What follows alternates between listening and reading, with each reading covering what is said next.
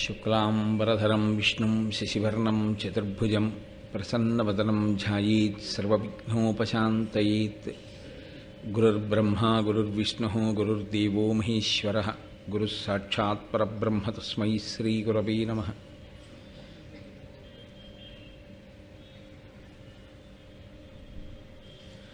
వ్యాసాయ విష్ణురూపాయ వ్యాసరూపాయ విష్ణవే నమో వై బ్రహ్మనిధయే వాసిష్ఠాయ నమో నమః. కూజంతం రామ రామేతి మధురం మధురాక్షరం ఆరుహ్య కవితాశాఖాం వందే వాల్మీకికోకిలం. శ్రుతిస్మృతిపురాణానాం ఆలయం కరుణాలయం నమామి భగవత్పాదశంకరం లోకశంకరం. వాగర్ధావివ సంపృక్తౌ వాగర్ధప్రతిపత్తయే జగతః పితరౌ వందే పార్వతీపరమేశ్వరౌ. సూక్తిం సమగ్రేతున స్వయమేవ లక్ష్మీః శ్రీరంగరాజమహిషీమధురైః కటాక్షైః. వైదగ్ధ్యవర్ణగుణగుంభనగౌరవైర్యాం కండూలకర్ణకుహరాः కవయోధయంతి. హైమోర్ధ్వపుండ్రమజహన్మకుటం సునాసం మందస్మితం మకరకుండలచారుగండం బింబాధరం బహుళదీర్ఘకృపాకటాక్షం శ్రీవేంకటేశముఖమాత్మని సన్నిధత్తాం. విమలపటీ కమలకుటీ పుస్తకరుద్రాక్షశస్తహస్తపుటీ కామాక్షీ పక్ష్మలాక్షీ కలిత విపంచీ విభాసి వైరించీ. మనోజవం మరుతతుల్యవేగం జితేంద్రియం బుద్ధిమతాం వరిష్టం వాతాత్మజం వనరయూధముఖ్యం శ్రీరామదూతం శిరసా నమామి. ఆపదామపహర్తారం దాతారం సర్వసంపదాం లోకాభిరామం శ్రీరామం భూయో భూయో నమామ్యహం. నారాయణం నమస్కృత్య నరం చైవ నరోత్తమం దేవీం సరస్వతీం వ్యాసం తతో జయముదీరయేత్. హరి ఓం. పరమేశ్వర స్వరూపైన సభకి నమస్కారం.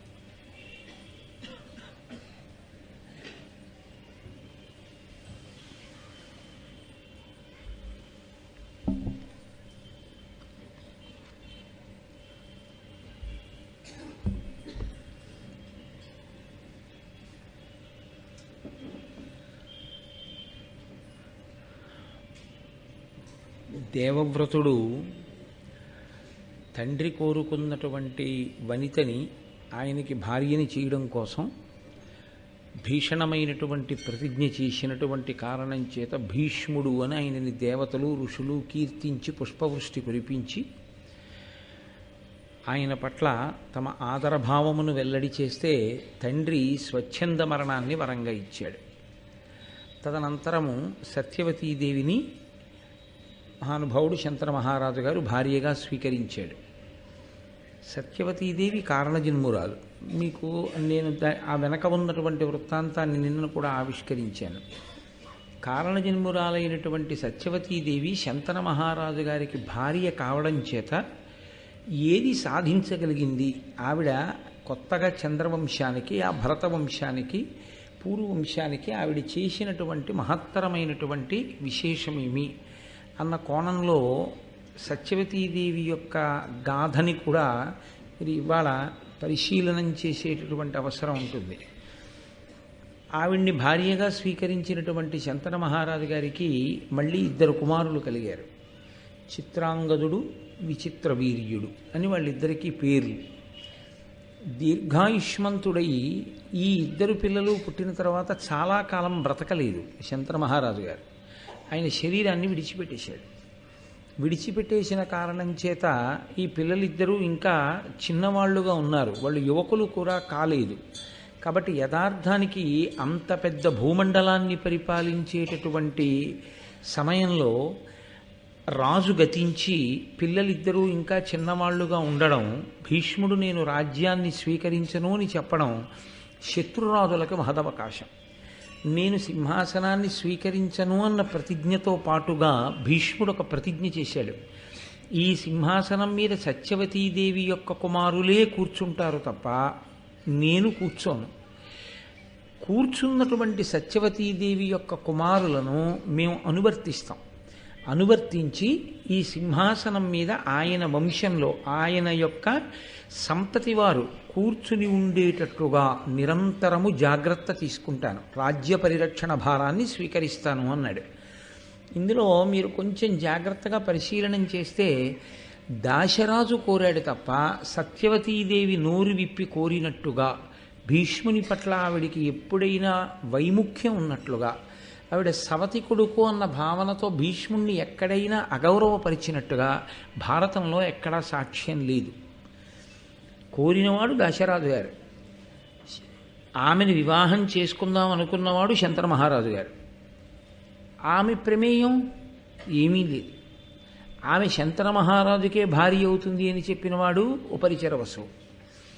ఆమె ఎప్పుడూ భీష్ముడికి రాజ్యం ఇవ్వద్దని కానీ, భీష్ముడు కడుపున పుట్టేటటువంటి బిడ్డలకి రాజ్యం రాకూడదని కానీ అసలు కోరవలసినటువంటి అవసరం ఉన్న సత్యవతీదేవి అటువంటి పెడబుద్ధితో కూడినటువంటి కోరిక కోరినట్టు మహాభారతంలో లేదు. లేదా తండ్రి అయిన దాశరాజు అటువంటి కోరిక కోరితే, నాన్నగారు మీరు నా అభ్యున్నతిని కోరి చాలా మంచి కోరికలు కోరారు అని ఆవిడ అన్నట్లుగానూ లేదు. అంటే ఆవిడికి వివాహం అయిన తరువాత కూడా, పోని భీష్ముని పట్ల ఈయన ఇంతటి బలవంతుడు, నా కొడుకులు చేతకాని వాళ్ళు అన్న విషయం స్పష్టం అయిపోతే ఏమైనా భేదభావం అంకురించిందా? కించిత్ అసూయ ఉంటుంది కదండి. ఏమదృష్టమో శంతనుడి యొక్క మొదటి భార్య గంగమ్మకు పుట్టిన పిల్లాడేమో ఇంతటి తేజోవంతుడు, నాకు పుట్టిన పిల్లలేమో ఇంత చేతకాని వాళ్ళు అన్న భావన ఎక్కడో గోచరించాలి. కానీ సత్యవతీదేవి అలా అనుకున్నట్లుగా కూడా లేదు. కాబట్టి ఒక సంక్లిష్టమైనటువంటి పరిస్థితి చంద్రవంశంలో ఏర్పడుతున్నటువంటి సమయంలో, అత్యంత ప్రమాదకరమైనటువంటి పరిస్థితి ఏర్పడబోతున్న సమయంలో, సింహాసనం శూన్యమైపోయేటటువంటి రోజు దగ్గరకు వచ్చేస్తోంది. అటువంటి రోజుల్లో ఆ సమస్యని పరిష్కరించగలిగినటువంటి దృఢచిత్తముతో నిలబడగలిగిన ఏకైక వ్యక్తి సత్యవతీదేవి. ఆవిడ ఎక్కడైనా వైక్లభ్యాన్ని పొందిందో, ఆవిడ ఎక్కడైనా ధర్మాన్ని అనుసరించడంలో తత్తరపాటు పడిందో, ఇక చంద్రవంశంలో ఆ సింహాసనం మీద కూర్చోవడానికి అధికారులు లేరు. అక్కడతో అయిపోయింది. శంతన మహారాజు గారితో అయిపోయింది. అటువంటి స్థితిని చాలా జాగ్రత్తగా ఎదుర్కోగలిగినటువంటి పరిణతి ఒక స్త్రీకి ఉండడం అంటే సామాన్యమైన విషయం కాదు. పోనీ అంతకుముందు ఆవిడ పెరిగినటువంటి వాతావరణం చాలా గొప్ప అంతఃపురంలో పెరిగింది. ఈ రాచరికాలు, ఇటువంటి సింహాసనాలు, వారసత్వాలు, పిల్లలు, ధర్మము ఇవన్నీ తెలుసు అని అనుకుందామా? ఆవిడ కేవలం యమునా నదిలో తండ్రి గారి ఆజ్ఞ మేరకు వచ్చేటటువంటి యాత్రికులను ఆవలి ఒడ్డు నుంచి ఈవలి ఒడ్డుకు పడవ మీద దింపుతుంటుంది. అదొక్కటే ఆవిడ చేసిన పని. శంతన మహారాజు గారి వివాహం చేసుకునేంత వరకు అదొక్కటే. పోనీ పెరిగిన వాతావరణం అందామా? ఆవిడ పెరిగింది దాశరాజు దగ్గర. ఇంత గొప్ప సింహాసనానికి అధిపతి అయినటువంటి శంతన మహారాజు గారికి అకస్మాత్తుగా భార్య అయిపోయింది. ఆవిడ భార్య అవ్వడం కాదు, అంతటి మహాబలవంతుడు ధర్మాత్ముడైనటువంటి భీష్మాచార్యునకు తల్లి అయిపోయింది. అంతకుముందు సమస్త లోకములకు గురువైనటువంటి వ్యాస భగవానుడికి తల్లి అయిపోయింది. ఇన్నిటిని నిర్వహించగలిగినటువంటి ఒక గొప్ప స్త్రీమూర్తి కావాలి కాబట్టే పరమేశ్వరుడు ఉపరిచరి వసువు యొక్క వీర్యం ఆ అద్రిక చాపరూపంలో తాగి ఒక ఆడబిడ్డని ప్రసవించి ఈ స్థితిని ఎదుర్కోగలిగినటువంటి ఒక మహనీయమూర్తి సృజింపబడేటట్టుగా చేశాడు. అందుకే మహాభారతంలో చాలా తక్కువసేపు కనపడిన సత్యవతీదేవి ఆవిడ పోషించినటువంటి పాత్ర అనన్య సామాన్యము. సత్యవతీదేవిలా ధర్మాన్ని ఊంచుకుని సమస్యని పరిష్కరించుకోగలిగినటువంటి సత్తాతో ఎక్కడెక్కడ ఎలా ప్రవర్తించాలో అలా ప్రవర్తించి ఆ స్థానానికి తగినట్లు ఒదిగి నిలబడగలగడంలో అసలు చాలా చాలా చాలా కోట్ల కోట్ల కోట్ల మందిలో ఏ ఒక్కరో తప్ప అలా నిలబడగలిగినటువంటి ప్రజ్ఞాశాలురు ఉండరు. అంతటి ప్రజ్ఞ కేవలంగా ఆవిడ కారణజన్మురాలైన కారణం చేతనే ఆవిడ ఉంచుకోగలిగింది.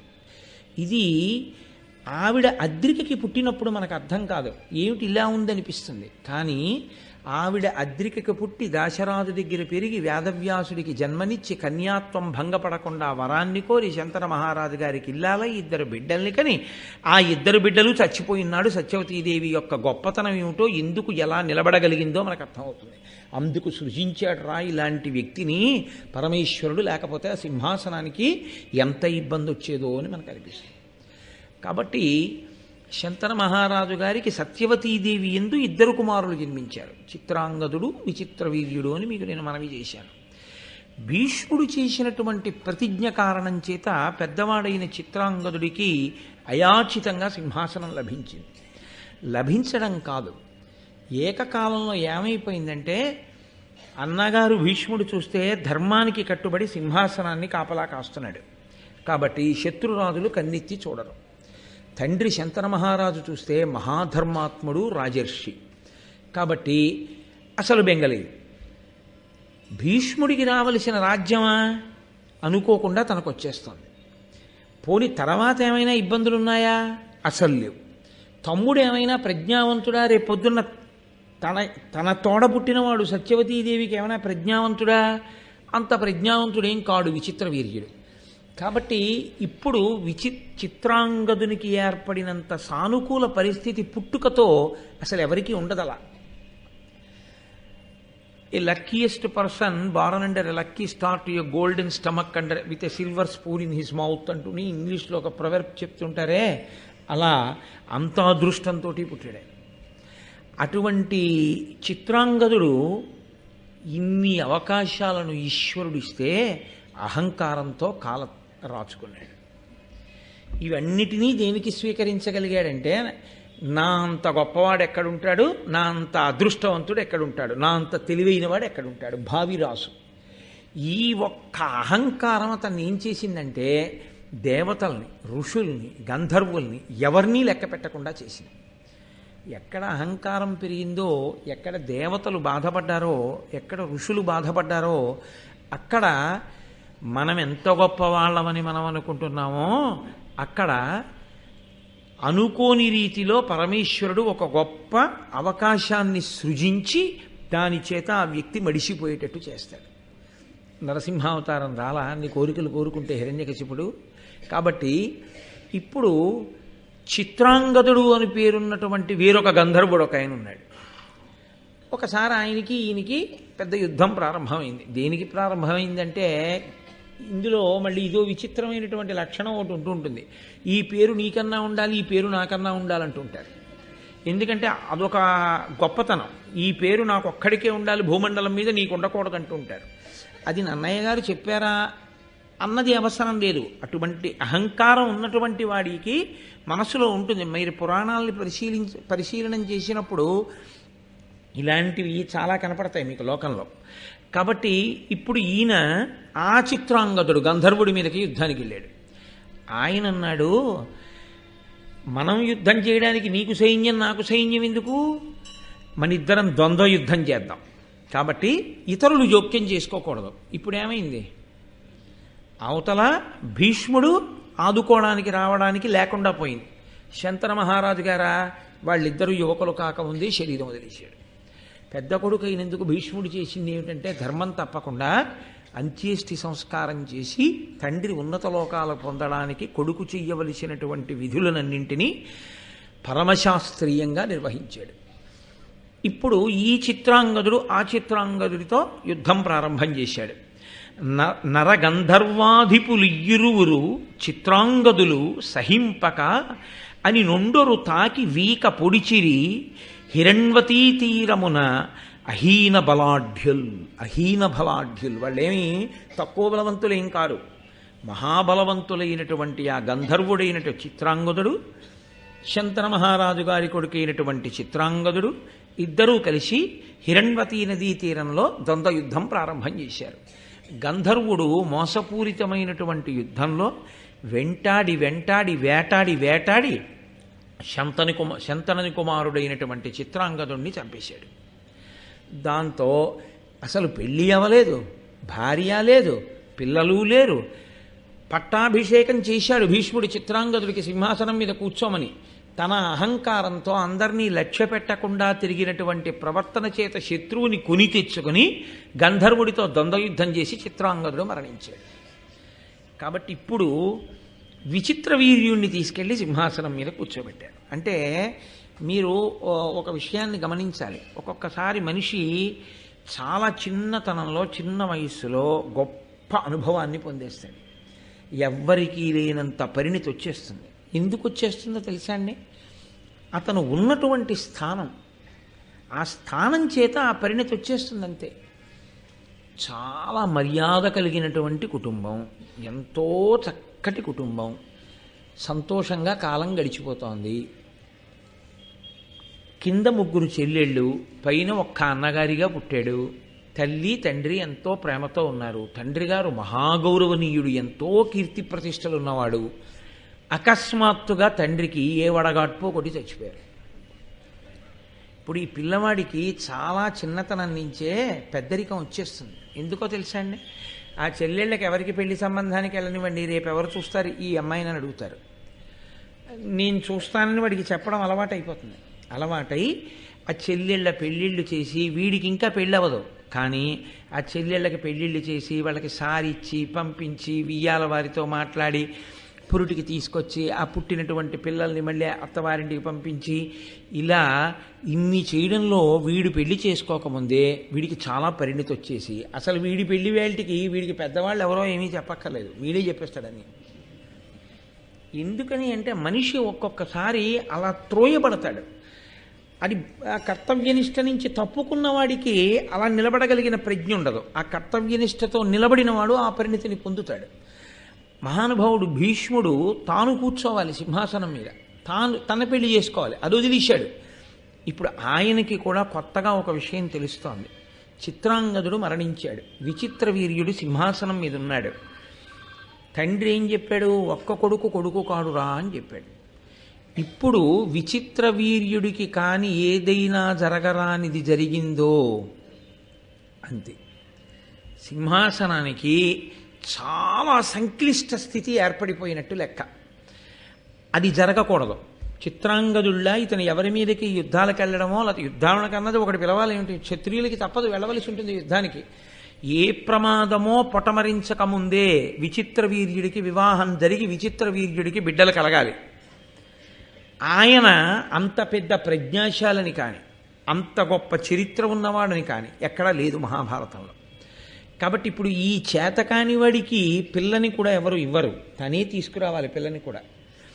తన పరాక్రమాన్ని, తన శౌర్యాన్ని, తన తేజస్సును అడ్డుపెట్టి పిల్లని తెచ్చి వీడికి ఇచ్చి పెళ్లి చేస్తే కనీసం వీడు సంతానాన్ని కంటే వాళ్ళని సింహాసనం మీద కూర్చోబెట్టాలి. అంటే మీరు ఇదే భీష్ముడిని జీవితాంతం వెంటాడింది. తరువాతి కాలంలో భీష్మాచార్యుల వారి ఆలోచనల్ని విచిత్ర వీర్యుడిని కూర్చోపెట్టడం సింహాసనం మీద అన్న పరిస్థితి దగ్గర నుంచి, చిత్రాంగదుడు చచ్చిపోవడం అన్న దగ్గర నుంచి భీష్ముడి ఆలోచనలన్నీ ఇంకొకలా ఉంటాయి. ఇవి ఎలా ఉంటాయి? వంశకర్తగా నిలబడినటువంటి ఆ మహానుభావుడు, అంటే ఆ వంశాన్ని పెంచాలన్న తాపత్రయంలో నిలబడిన వాడిగా ఆయన వాళ్ళకి భార్యల్ని తెచ్చేటప్పుడు ఎప్పుడు ఏ కోణంలో ఆలోచించి భార్యల్ని తీసుకొచ్చాడు అన్నది ఇదిగో ఈ సంఘటనే భీష్ముడి మనసు మీద ముద్రపడింది. అందుకే వ్యాసుడు భారత రచన చేస్తూ ఒక మాట అంటారు, అసలు లోకంలో ఉన్నటువంటి ఏ పరిస్థితిని, ఏ సందర్భాన్ని మహాభారతంలో నేను విడిచిపెట్టలేదు.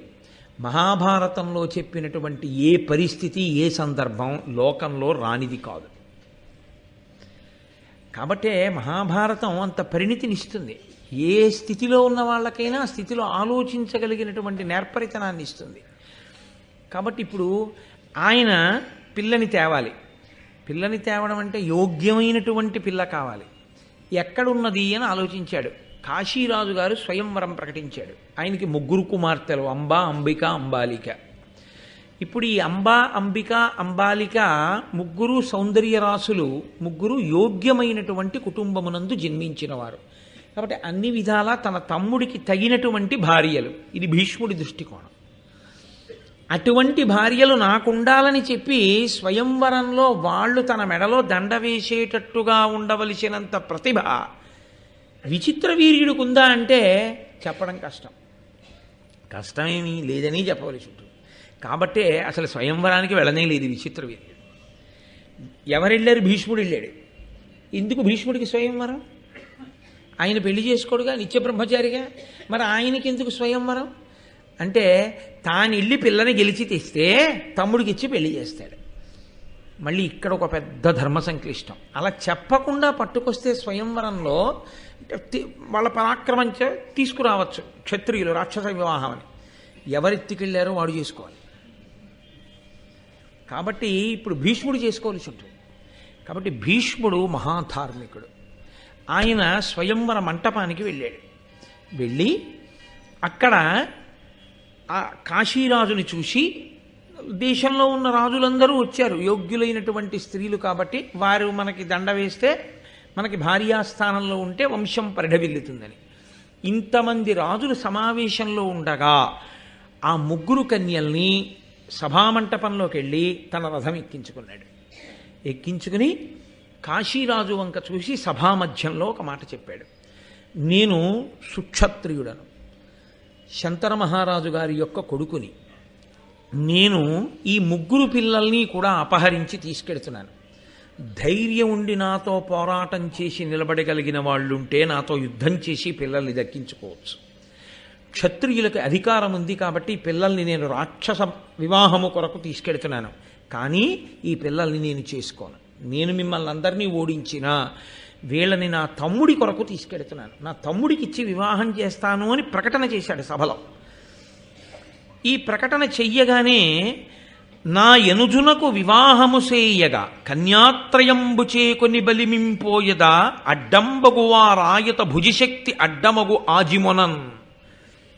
యుద్ధంలో ఎవరైనా నన్ను ఎదుర్కొనగలిగిన వాళ్ళుంటే రండి, మిమ్మల్ని ఓడించి తీసుకెడతాను.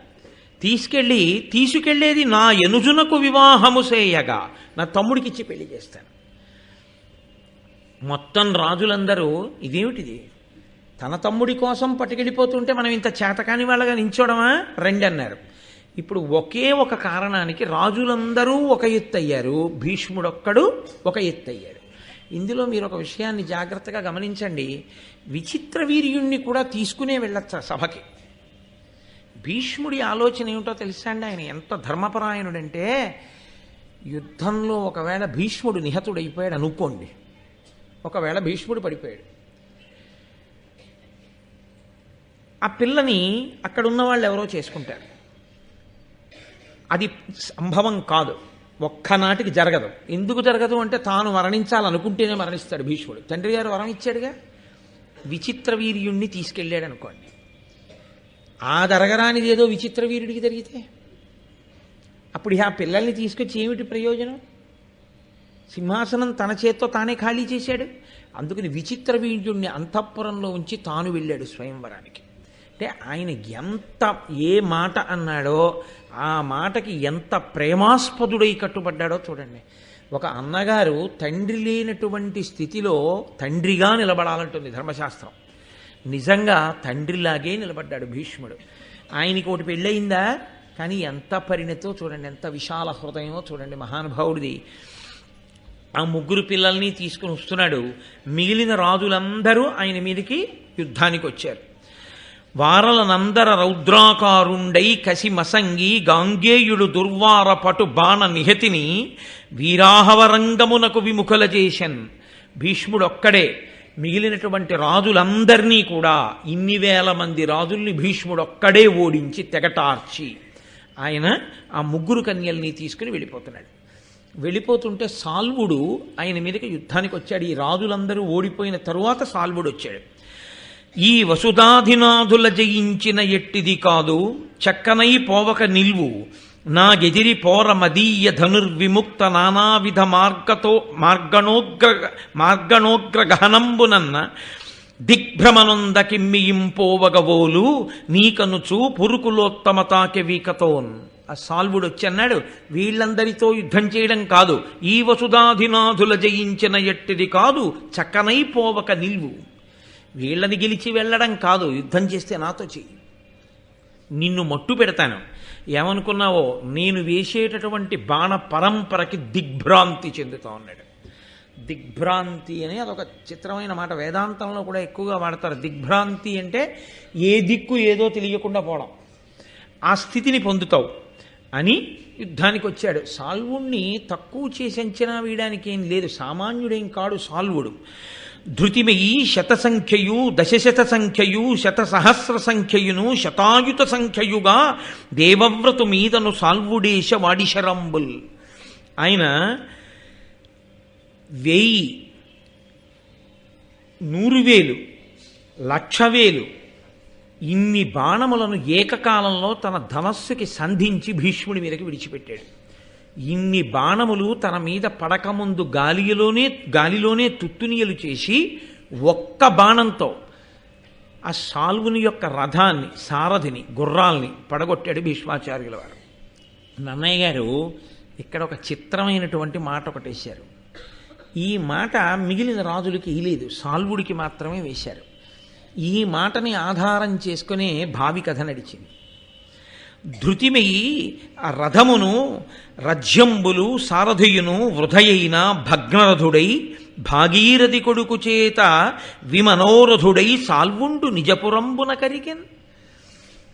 రథం విరిగిపోయింది, గుర్రములు చనిపోయాయి, సారథి చనిపోయాడు భీష్ముడు వేసిన ఒక్క బాణానికి. ఇవి పైన కనపడుతున్నాయి, భీష్ముడు వేసిన ఒక బాణానికి ఇవన్నీ పడిపోయాయి అంటే సాల్వుడు ఓడిపోయాడు. పైకి కనపడని రథం ఒకటి విరిగిపోయింది అన్నారు నన్నయ్య గారు. ఏ రథం విరిగిపోయింది? మనోరథం విరిగిపోయింది అన్నారు. ఏమి మిగిలిన రాజులందరూ కూడా ఓడిపోయారుగా, వాళ్ళ మనోరథం విరిగిపోలేదుగా, మరి ఈయన మనోరథం విరిగిపోవడం ఏమిటి అంటే, ఈ ముగ్గురిలో ఎవరో ఒక ఆవిడ ఈయనకి భార్యనవుతానని అంగీకరించింది పూర్వమే. ఈయన కూడా ఆమెని భార్యగా స్వీకరించడానికి అంగీకరించి ఉన్నాడు. కాబట్టి ఈయన మనోరథం విరిగిపోయింది. అంటే ఇప్పుడు ఈ సాల్వుడితో భీష్ముడు చేసిన యుద్ధం ఎదర భారత కథని చాలా పెద్ద మలుపే తిప్పబోతోంది. అది సామాన్యమైన మలుపు కాదు. ఇక్కడ విరిగింది సాల్వుడి మనోరథమైన నిజానికి ఇదే భీష్ముని యొక్క మరణానికి కూడా కారణమైంది ఈ యుద్ధమే. ఇది మహానుభావుడు చేసింది తన వంశాన్ని నిలబెట్టుకోవడానికి. కానీ ఇక్కడ సాల్వుడితో చేసిన యుద్ధం ఏదుందో ఈ యుద్ధమే చిట్ట చివర భీష్మాచార్యుల వారు శరీరాన్ని విడిచిపెట్టడానికి కారణమైంది. అది ఇంకా చాలా దూరం. భీష్మాచార్యుల వారు మహానుభావులు ఎన్ని పర్వాల్లోనో కనిపిస్తారు మనకి. కాబట్టి ఈ సాల్వుడు ఓడిపోయి భీష్ముడిని ఎదిరించలేక వెళ్ళిపోయాడు. భీష్ముడు ఆ ముగ్గురు కన్యల్ని తీసుకుని తన యొక్క అంతఃపురానికి వెళ్ళిపోయి తల్లికి అప్పచెప్పాడు. అమ్మ, 3 కన్యల్ని తీసుకొచ్చాను, ఈ ముగ్గురిని ఇచ్చి విచిత్ర వీర్యుడికి వివాహం చేద్దాం. తల్లి సత్యవతీదేవి యొక్క శీల వైభవం అది మహాభారతంలో. ఆమె పరమ సంతోషంగా ముగ్గురికి స్వాగతం చెప్పి లోపలికి తీసుకెళ్ళి కూర్చోబెట్టింది. ఇంతసేపు బాగానే ఉంది అంబ ఆ ముగ్గురిలో. సత్యవతీదేవిని చూడగానే భోరుని ఏడ్చింది. అంటే తన కష్టాన్ని చెప్పుకోవచ్చు అన్నటువంటి ఒక ఆడది దొరికింది చూడగానే సత్యవతి ఎందు. అంటే అసలు ఆవిడ ముఖము ఇతరుల కష్టం చెప్పుకోవచ్చు అనిపించేటట్టుగా ఉంటుందన్నమాట. అంత ప్రసన్న హృదయ, అంత మంచిది సత్యవతీదేవి. అందుకే ఆవిడ్ని చూడగానే అంబంది, పరగనన్ను సాల్వపతి వరించిన తండ్రి చేత పూర్వదత్తనైతి అమ్మహీషునకు నయంబున ఎయ్యది ధర్మ విరిగిదాని తలపుమిప్పుడు. ఇత పూర్వం నన్ను సాల్వుడు వివాహం చేసుకుంటాను అని అడిగాడు. నేను కూడా సాల్వుణ్ణి ఇష్టపడ్డాను. సాల్వుడికి మా నాన్నగారు మాట ఇచ్చి ఉన్నారు, నీకు నా పెద్ద కూతురైన అంబనిచ్చి వివాహం చేస్తాను అని. కాబట్టి అది జరుగుతుంది అని మా నాన్నగారు స్వయంవరం ప్రకటించారు. నేను ఇక సాల్వుడి మెడలో దండ వేయడం, సాల్వుడు నన్ను వివాహం చేసుకోవడం.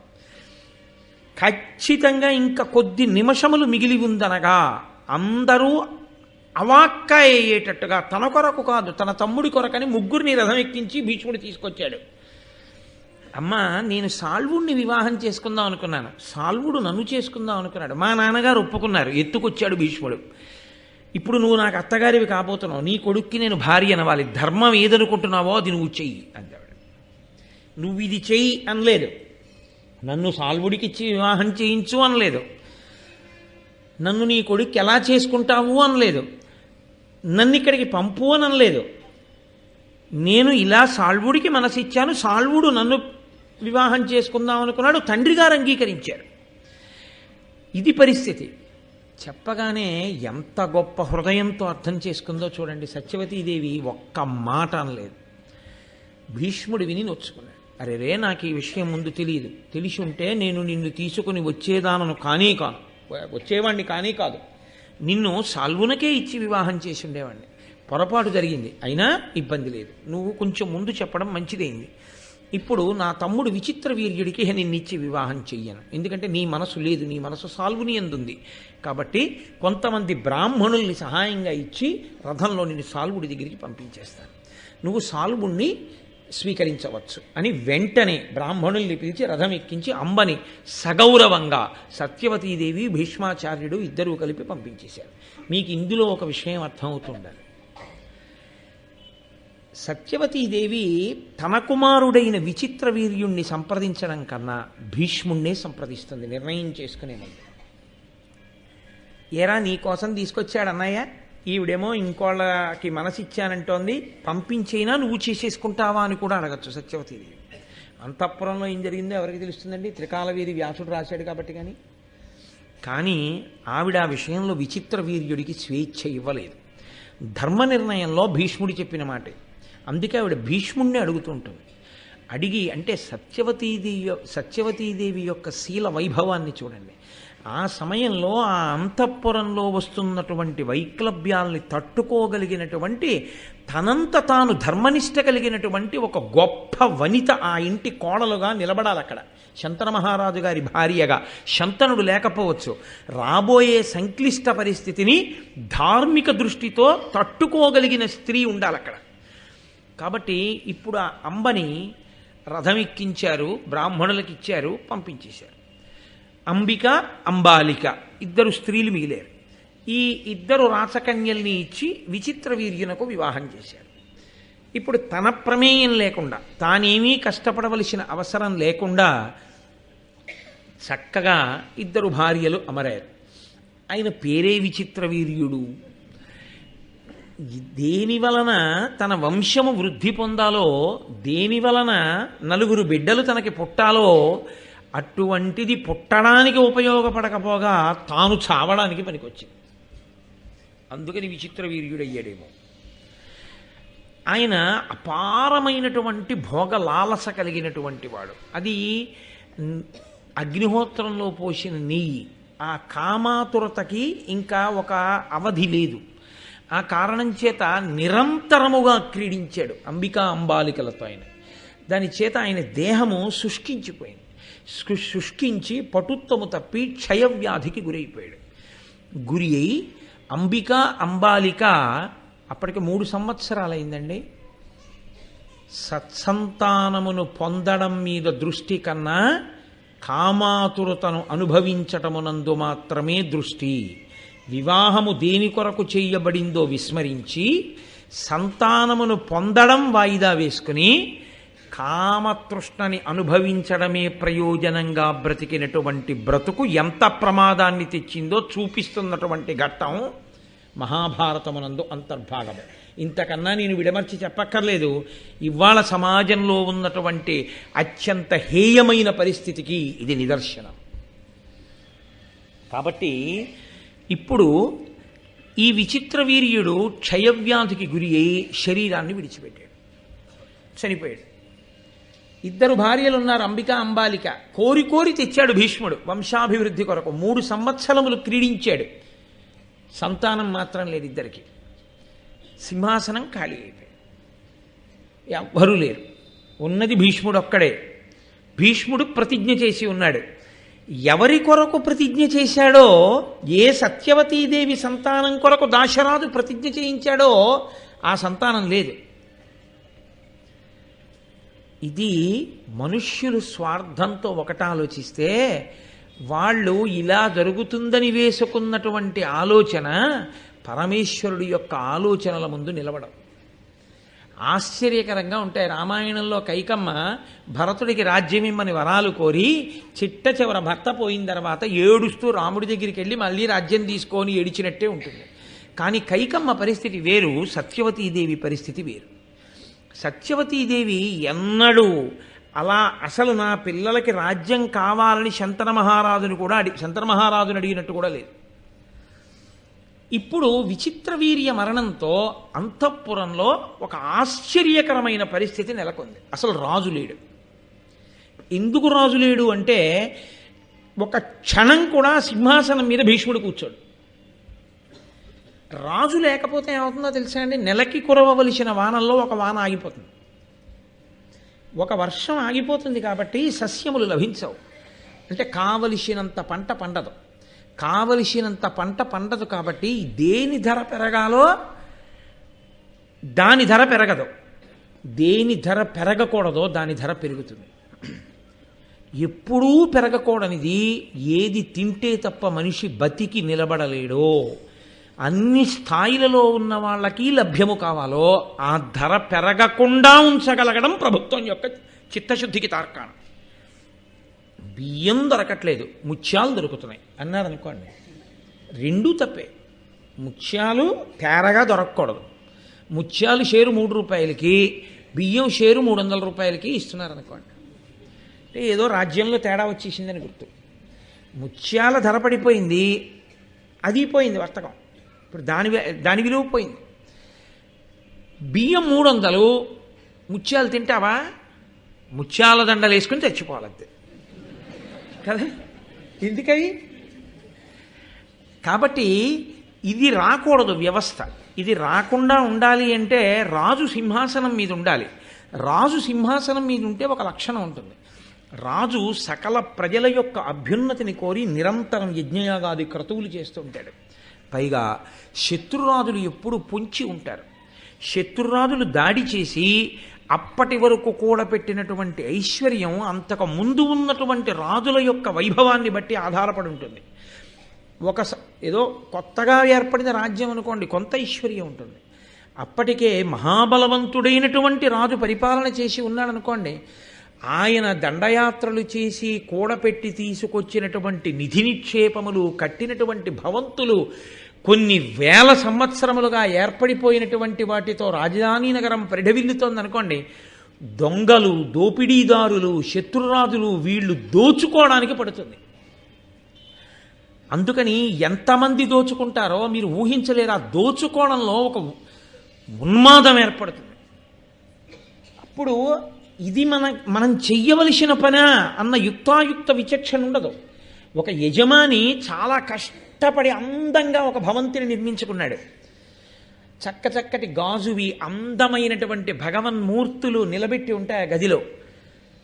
యజమాని లేనప్పుడు ఒక 50 మంది దొంగల ఇంట్లో ప్రవేశించారు. వాళ్ళకి అయ్యో మనం ఇప్పుడు ఈ మూర్తిని పడగొట్టడం ఏమిటని ఏమైనా ఆలోచన ఉంటుందా?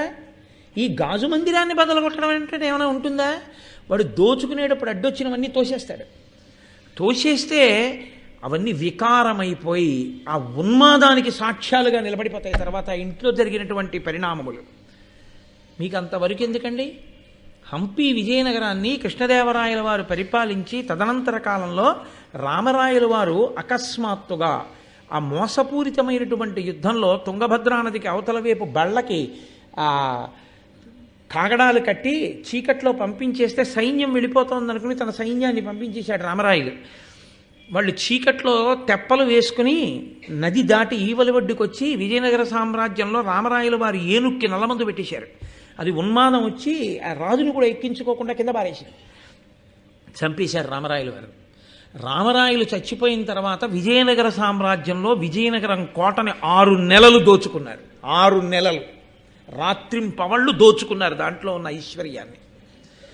అంటే అంత కన్ను ఉంటుంది, అంత ఐశ్వర్యం ఉన్నటువంటి సింహాసనాల మీద, అటువంటి అంతఃపురాల మీద. కాబట్టి మీరు దాన్ని ఒక కాకతాళీయంగా ఏదో చాలా సామాన్యమైన విషయంగా మీరు భావన చేయకూడదు. ఇప్పుడు ఈ ఉద్విగ్నత ఎక్కడి వరకు ఎడుతుందంటే రాజ్యం అంతటా విస్తరిస్తుంది. సింహాసనం ఖాళీ అయిపోయింది. చిత్రాంగదుడు చచ్చిపోయాడు, విచిత్రవీర్యుడు చచ్చిపోయాడు, భీష్ముడు ఉన్నాడు మహానుభావుడు కూర్చోడు సింహాసనం మీద, రాజు లేడు. ఇప్పుడు తీర్పు చెప్పేవాళ్ళు లేడు. రాజు లేకపోతే, ప్రభువు లేకపోతే ఎవరికి తోచినటువంటి నీతి వాళ్ళు పాటించడం మొదలు పెడతారు. ధర్మము క్షీణించిపోతుంది లోకంలో. మళ్ళీ దీన్ని దారిలోకి తేవాలంటే సామాన్యమైన విషయం కాదు. ఎప్పటికీ వంశాంకురం పుట్టాలంటే పుడతాడు. వాడు ఎప్పుడు పెరిగి పెద్దవాడవుతాడు, ఎప్పుడు వాడు సింహాసనం మీద కూర్చుంటాడు.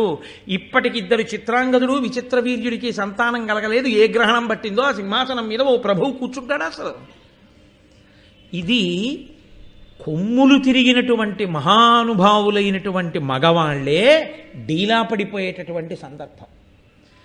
అందున ఎన్నడూ అసలు అంతఃపుర స్త్రీగా, ఒక మహారాణిగా, శంతన మహారాజు భార్యగా బయటికి రావడం కూడా కలిగినటువంటి సత్యవతీదేవి ఈ హఠాత్ పరిణామానికి ఎంత ఖిన్నురాలైపోతుందో అసలు ఆవిడ ఆలోచించగలదా ఏమైనా? ఇంకా ఎవరూ రాలేదు, దోచుకోలేదంటే ఒక్కటే కారణం. ఆనాడు దాశరాజుకి ఇచ్చాడు భీష్ముడు మాట, నేను వీళ్ళకు పుట్టే బిడ్డలకి నేను ఈ సింహాసనం మీద కూర్చోపెట్టి కాపాడడమునందు నేను కృతకృత్యుడనవుతానన్నాడు. అందుకని రాజప్రతినిధిగా తాను రాజ్యరక్షణ చేస్తున్నాడు. భీష్ముడు నిలబడి ఉండగా ఎవరొస్తారు? ఇప్పుడు కొత్తగా ఓ ప్రయత్నం చేయడానికి మొన్ననేగా అంబాలిక స్వయంవరంలో రాజులందరూ కలిపి భీష్ముడి చేతిలో ఓడిపోయింది. భీష్ముడి యొక్క తేజస్సుకి భయపడి ఎవ్వరూ రాలేరు. కానీ ఎన్నాళ్ళలా? దానికి ఓ పరిమితి ఉంటుందిగా. ఎన్నాళ్ళు రాజప్రతినిధి పెట్టి పరిపాలిస్తారు? రాజేడి ఇంత సంక్లిష్టమైన పరిస్థితిని దిద్దవలసిన కర్తవ్యం ఎవరి మీద ఉంది ఇప్పుడు? భీష్ముడా సత్యవత?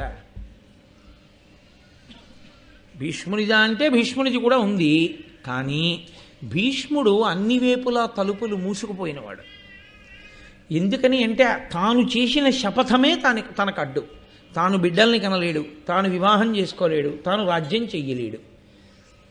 తన తమ్ముళ్ళ భార్యలైనటువంటి మరదళ్ళని ఇక ఇలా ధార్మికమైన మార్గం వేరొకటి ఉంది, మీరు సంతానమును పొందవచ్చేమో అన్న విషయాన్ని కూడా వాళ్ళతో చర్చించలేడు. అది చాలా అసహ్యకరమైన విషయం. తాను చర్చించేది కాదు. తన తల్లితో కూడా అటువంటి విషయాలు తాను ప్రస్తావిస్తే సవతి కొడుకు ఎటు తిరిగి ఎటుస్తుందో తెలియదు ఈ పరిస్థితిలో. కాబట్టి ఇంకా ఇప్పుడు ఆ సామ్రాజ్యానికి మిగిలిపోయిన ఆధారం ఏమిటో తెలుసా అండి? ఆశ్చర్యకరంగా చంద్రవంశంలో క్షేత్రం ఉంది, బీజం లేదు. అంతవరకే మీరు అర్థం చేసుకోవాలి. అంతకన్నా నేను వివరణ చేయక్కర్లేదు. ధర్మపత్నులు ఉన్నారు, భర్తలు లేదు. కాబట్టి ఎలా వంశాంకురాలు రావడం? మానవ సహజమైనటువంటి స్థితిలో మనుష్య సంతానంగా ఉండాలి అంటే స్త్రీ పురుష సంయోగం చేత మాత్రమే జన్మించాలి. భర్తలు లేరు. ఇది భీష్ముడు ఎలా మాట్లాడే సందర్భం. ఇక్కడ చొరవ తీసుకుని మాట్లాడగలిగినటువంటి ప్రజ్ఞ, ఆ పెద్దరికం, తల్లిగా ఏ విషయాన్నైనా సంప్రదించడానికి అధికారము కలిగిన యోగ్యత, దీన్ని ధార్మిక కోణంలో విచారణ చెయ్యగలిగినటువంటి స్థితి ఒక్క సత్యవతీదేవిది. ఇప్పుడు ఆవిడ భీష్ముణ్ణి పిలిచి రెండు రకాలుగా సంప్రదించవచ్చు. ఒకటి, నా కోడళ్ళు ఉన్నారు, నా కొడుకులు లేరు. ఇప్పుడు నా కోడళ్ళకి ఇంకొక రకమైన ధర్మ మార్గం ఏమైనా ఉంటుందా వంశం నిలబడడానికి అని అడగడం ఒక ఎత్తు. నీవు పెళ్లి చేసుకో నాన్న, నువ్వు పెళ్లి చేసుకుని నువ్వు సంతానమును పొంది నువ్వు రాజ్యంలో సింహాసనం మీద కూర్చుండిపో. సింహాసనం నువ్వు తీసుకుని నువ్వు పెళ్లి చేసుకుని సంతానాన్ని కానీ సింహాసనాన్ని ఇచ్చే అని చెప్పడం ఒక పద్ధతి. సత్యవతీదేవి పూర్తి స్వార్థమున్నదైతే రెండవ ప్రతిపాదన ముందు తీసుకురావాలి. తన కోడళ్ళకి బిడ్డలు పొందే అవకాశం ఏమైనా ఉందా, ఇది విచారణ చెయ్యాలి.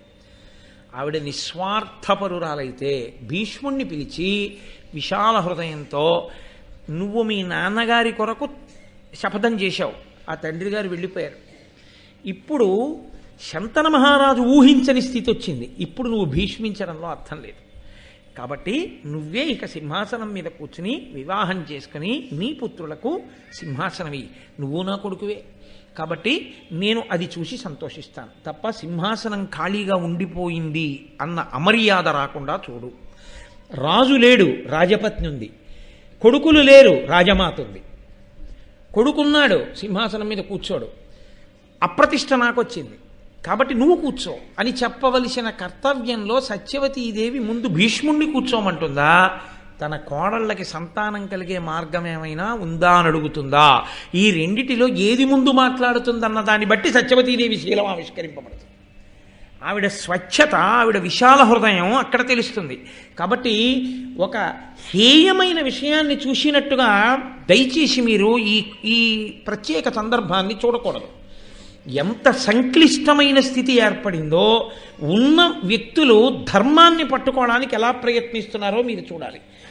అంబాలిక ఏ మాట మాట్లాడలేదు, వారి దుఃఖంతో వారు ఉన్నారంతే. కాబట్టి ఇప్పుడు ఆ మహాతల్లి పిలిచి భీష్ముణ్ణి దగ్గర కూర్చోబెట్టుకుంది. ఆవిడ సంప్రదించాలంటే మంత్రుల్ని కూడా సంప్రదించవచ్చు, భీష్ముణ్ణి పక్కన పెట్టి. ఎందుకో తెలుసా అండి?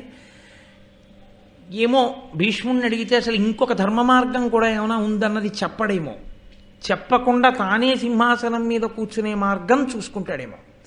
అందుకని భీష్ముణ్ణి అడగకుండా ముందు మంత్రుల్ని, పురోహితుల్ని, కుల పెద్దల్ని అడుగుదాం అని కూడా ఆలోచించవచ్చు కదండి. అంతవరకు ఎందుకండి? నేను ఒక్క మాట అంటాను, మీరు కొంచెం విశాల హృదయంతో స్వీకరించండి. ఒక ఆవిడుంది, వివాహం అయింది, కడుపున బిడ్డలు పుట్టలేదు, బావగారుల అందరూ మరణించారు, మరుదులు మరణించారు, అకస్మాత్తుగా భర్త చనిపోయాడు. ఇప్పుడు ఆవిడ ప్రేతానికి ఎవరు సంస్కారం చెయ్యాలి అని అనుమానం వచ్చిందనుకోండి, వెంటనే ఏ అన్నదమ్ముడి వరుస వాళ్ళో ఎవరో పక్కింటి వాళ్ళు అక్కడ ఉంటే చేసేస్తారా? ఎవరినైనా పిలిచి అసలు ఎవరండి ఈవిడికి ఎవరున్నారు, వాళ్ళు చెయ్యొచ్చా, లేకపోతే వాళ్ళకి ఒకసారి ఫోన్ చేయమని విచారణ చేస్తారా? విచారణ చేస్తారు కదా. ఇంత గహనమైన విషయం అండి, ఇదేం సామాన్యమైన విషయం కాదు. చంద్రవంశంలో వచ్చిన ఆపద ఇది. ఇది తట్టుకునే ప్రజ్ఞావంతురాలు కావాలి. అందుకొచ్చింది సత్యవతీదేవ ఇంటి కోడలిగా. ఇంటి ప్రతిష్ట కోడలు నిలబెడుతుంది అంటే ఇది కారణం. కోడలంటే ఎక్కడి నుంచో వచ్చిందని కాదు, ఎక్కడి నుంచో వచ్చినా ఇంటికి. అందుకే మామగారు శరీరం విడిచిపెట్టేసిన తర్వాత కడుపున పుట్టినటువంటి కొడుకు ఒళ్ళో తలపెట్టుకు చచ్చిపోవాలని కోరుకుంటాడు, కొడుకుని కౌగిలించుకోవాలని కోరుకుంటాడు తండ్రి, కొడుకుతో కలిసి ఉండాలని కోరుకుంటాడు తండ్రి. చచ్చిపోయాక మాత్రం తనకి శ్రాద్ధం పెడుతుంటే కోడలు దీపం పెడితే తప్ప శ్రాద్ధాన్ని స్వీకరించాడు. కోడలది అంత గొప్ప పాత్ర. ఇంటికి కోడలు వస్తున్నప్పుడు కొడుకు కాదుట సంతోషించేది, ఎంత పొంగిపోయేవాడో మామగారు. అందుకే ఆడదాని జీవితంలో చాలా పెద్ద కష్టం, పూడ్చలేనంత నష్టం జరిగిందని ఎప్పుడంటారంటే ఆడపిల్ల తండ్రి చచ్చిపోయినప్పుడు కాదు, ఆడపిల్ల మామగారు చనిపోయినప్పుడు. ఆడపిల్ల తండ్రి వెంటనే రెండో స్థానంలోకి దిగిపోతాడు. తన కూతురు అని ఆలోచించవలసిన అవసరాన్ని ఆ పిల్ల మామగారు ఇవ్వడు అసలు. ఎందుకు ఆలోచించడోట తెలుసా అండి? నా కూతురుని మాత్రమే ఈయన ఆలోచించగలడు.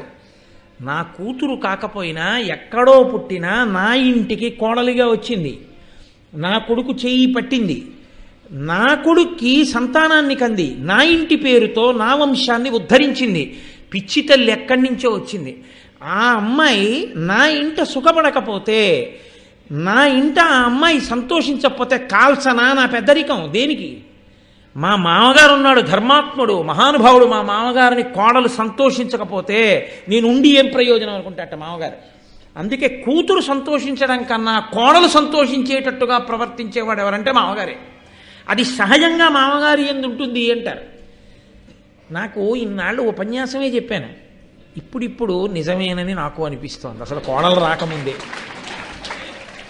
అంటే నాకు బాగా అర్థమవుతోంది, నిజంగా కోడలే వస్తే నెత్తి మీద ఎంత పెట్టుకుని ఊరేగిస్తానన్న విషయంలో నాకు ఇప్పుడు అర్థమవుతోంది.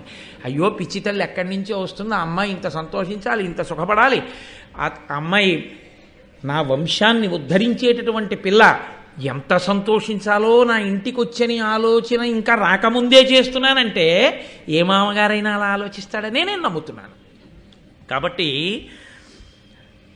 ఆవిడ బ్రాహ్మణుల్ని, మంత్రుల్ని, కుల పెద్దల్ని సంప్రదించలేదు. ఇది సత్యవతీదేవి యొక్క శీల వైభవాన్ని మీరు గుర్తించాలి. కేవలం కథాపరంగా చదవడం కాదు, మీరు ఆ నాటకీయతని, ఆ సందర్భాన్ని మీరు ఉద్విగ్నతతో ఆ పద్యం చదువుతున్నప్పుడు అందులో ప్రవేశించి చూడాలి ఆ పాత్రల్ని. మీరు అంతఃపురంలో కూర్చుని వింటున్నట్లుగా మీరు భారతం చదివితేనే పాత్రల యొక్క వైశిష్ట్యం, ఆ వ్యక్తుల యొక్క వైశిష్ట్యం మీకు అవగతం అవుతుంది. కాబట్టి ఇప్పుడు ఆవిడ భీష్ముణ్ణి పిలిచింది, నాయన నువ్వు ఒక ఉపకారం చెయ్యాలి. పరగణంను సాల్వపతి వరించిన ఆ శంతను సంతానంబును సంతత కీర్తియును పిండ సత్కృతియును అత్యంత మహీభారమును పరంతప నీయంద చిరతరంబై నిలిచెన్. ఆవిడంది భీష్ముడే ఉత్తరాధికారి నిర్ణయం చేసేసింది. ఆవిడ ఇంకేం అడగలేదు భీష్ముడిని, తల్లిగా ఆవిడ నిర్ణయం చేసింది. ఇది ఆవిడ విశాల హృదయం. కాబట్టి ఆవిడ రెండో ప్రతిపాదన తీసుకోవాలి, మొదటి ప్రతిపాదన తీసుకుని శంతన సంతానంబును, శంతన మహారాజు గారి యొక్క సంతానం పరిఢవిల్లాలి, ఆ వంశం నిలబడాలి. సంతత కీర్తియును, ఎప్పుడూ ఆ వంశం కీర్తి గణించినదై ఉండాలి. అంటే ఇందులో అంతర్లీనంగా ఓ మాట ఉంది, నేను కన్నాను 2 కొడుకుల్ని, పనికి మాలిన వాళ్ళు, నీ కడుపున పుట్టాలి మంచి కొడుకు. ఇప్పుడు నువ్వెంత మంచి కొడుకువో అంత మంచి కొడుకు పుట్టాలి. కాబట్టి సంతత కీర్తియును పిండ సత్కృతియును, కేవలం ఇక్కడ ఈ లోకంలో కొడుకు చేత సంతోషాన్ని పొందడం కాదు, శరీరం పడిపోయిన తర్వాత కూడా ఏడాదికొక్కసారి నాన్నగారిని తలుచుకుని తద్దినం పెట్టేవాడై ఉండాలి కొడుకు. అయ్యో మా నాన్నగారు ఇంతటి మహానుభావుడు, ఇంతటి కీర్తి వహించాడు. ఏ కీర్తి లేకపోవచ్చు, తండ్రే కదండి. చనిపోయాడు, ఫలానా తిథి నాడు పడిపోయింది శరీరం, కాబట్టి ఆ రోజున మనం శ్రాద్ధం పెడదామని గుర్తు పెట్టుకునేవాడై ఉండాలి.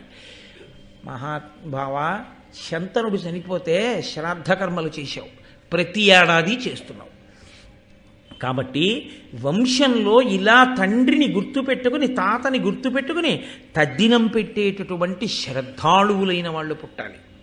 కాబట్టి అత్యంత మహీభారమును, ఇంత పెద్ద సామ్రాజ్య భారాన్ని వహించగలిగినటువంటి మహాతేజోమూర్తి కావాలి.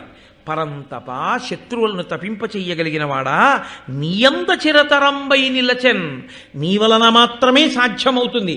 ఇప్పుడు ఈ కర్తవ్యాన్ని నువ్వు మాత్రమే తలకెత్తుకోగలిగినటువంటి వాడివి. కాబట్టి ఇప్పుడు ఆవిడ భీష్ముడికి అనుమతిస్తోంది, నువ్వు సింహాసనం మీద కూర్చో, నువ్వు సంతానాన్ని కను, ఎడతెగక జరగవలసినవి చెప్తోంది ఆవిడ. కాబట్టి నువ్వు చెయ్యవలసి ఉంటుంది అని జననుత సర్వధర్మములు సర్వజగత్ పరివర్తన క్రమంబును మరి సర్వవంశములు పుట్టిన మార్గము నీవ నిక్కవుంబనగా ఎరుంగు. ఉన్నత గుణాఢ్యుడవున్ భరతాన్వయావలంబనుడవు నీవా, నీ ఒక్కడ పంచద చేయుమో మత్ప్రియంబుగన్. భీష్ముడా, నేను నిన్ను కోరిక కోరుతున్నాను, నువ్వు తీర్చాలి. జననుత, నువ్వు జనుల చేత కీర్తింపబడిన వాడివి. సర్వధర్మములు, నీకు తెలియనటువంటి ధర్మం ఏదీ లేదు, నీకు అన్ని ధర్మాలు తెలుసు. ఈ మాటను అడ్డుపెట్టాడు భీష్ముడు. ఎదరా తాను తన శపథంలో నిలబడినప్పుడు మార్గాన్ని చూపించడం ఆయన యొక్క గొప్పతనం. నేను ఇది చేయనండి, మీరేం చేసుకుంటారో చేసుకోండి అని కొడుకనొచ్చు. నాన్నగారు ఇలా వద్దు, అలా చేద్దాం అని కొడుకనొచ్చు. ఇలా వద్దు నాన్నగారండి, అలా చేద్దామన్నవాడు తండ్రి బాధ్యతని పంచుకున్న కొడుకు. ఇలా వీల్లేదండి, మీరు ఎలా చేసుకుంటారో నాకు అనవసరం అన్నవాడు తండ్రిని ఆయుర్దాయం తగ్గించి చంపేసే ప్రయత్నం చేస్తున్న కొడుకు కదండి. నేను ఒకానొకప్పుడు post graduate diploma in industrial relations personnel management చేస్తున్న రోజుల్లో ఒక మహానుభావుడు ఒక ఆయన ఉపన్యాసం చెప్తూ, లెక్చర్ చెప్తూ చాలా అద్భుతమైన మాట ఒకటి అన్నారు. నా దగ్గరికి ట్రేడ్ యూనియన్ లీడర్స్ వచ్చి మాట్లాడుతున్నప్పుడు కేవలం వాళ్ళ కోరికలు చెప్తే నేను ఒప్పుకోను.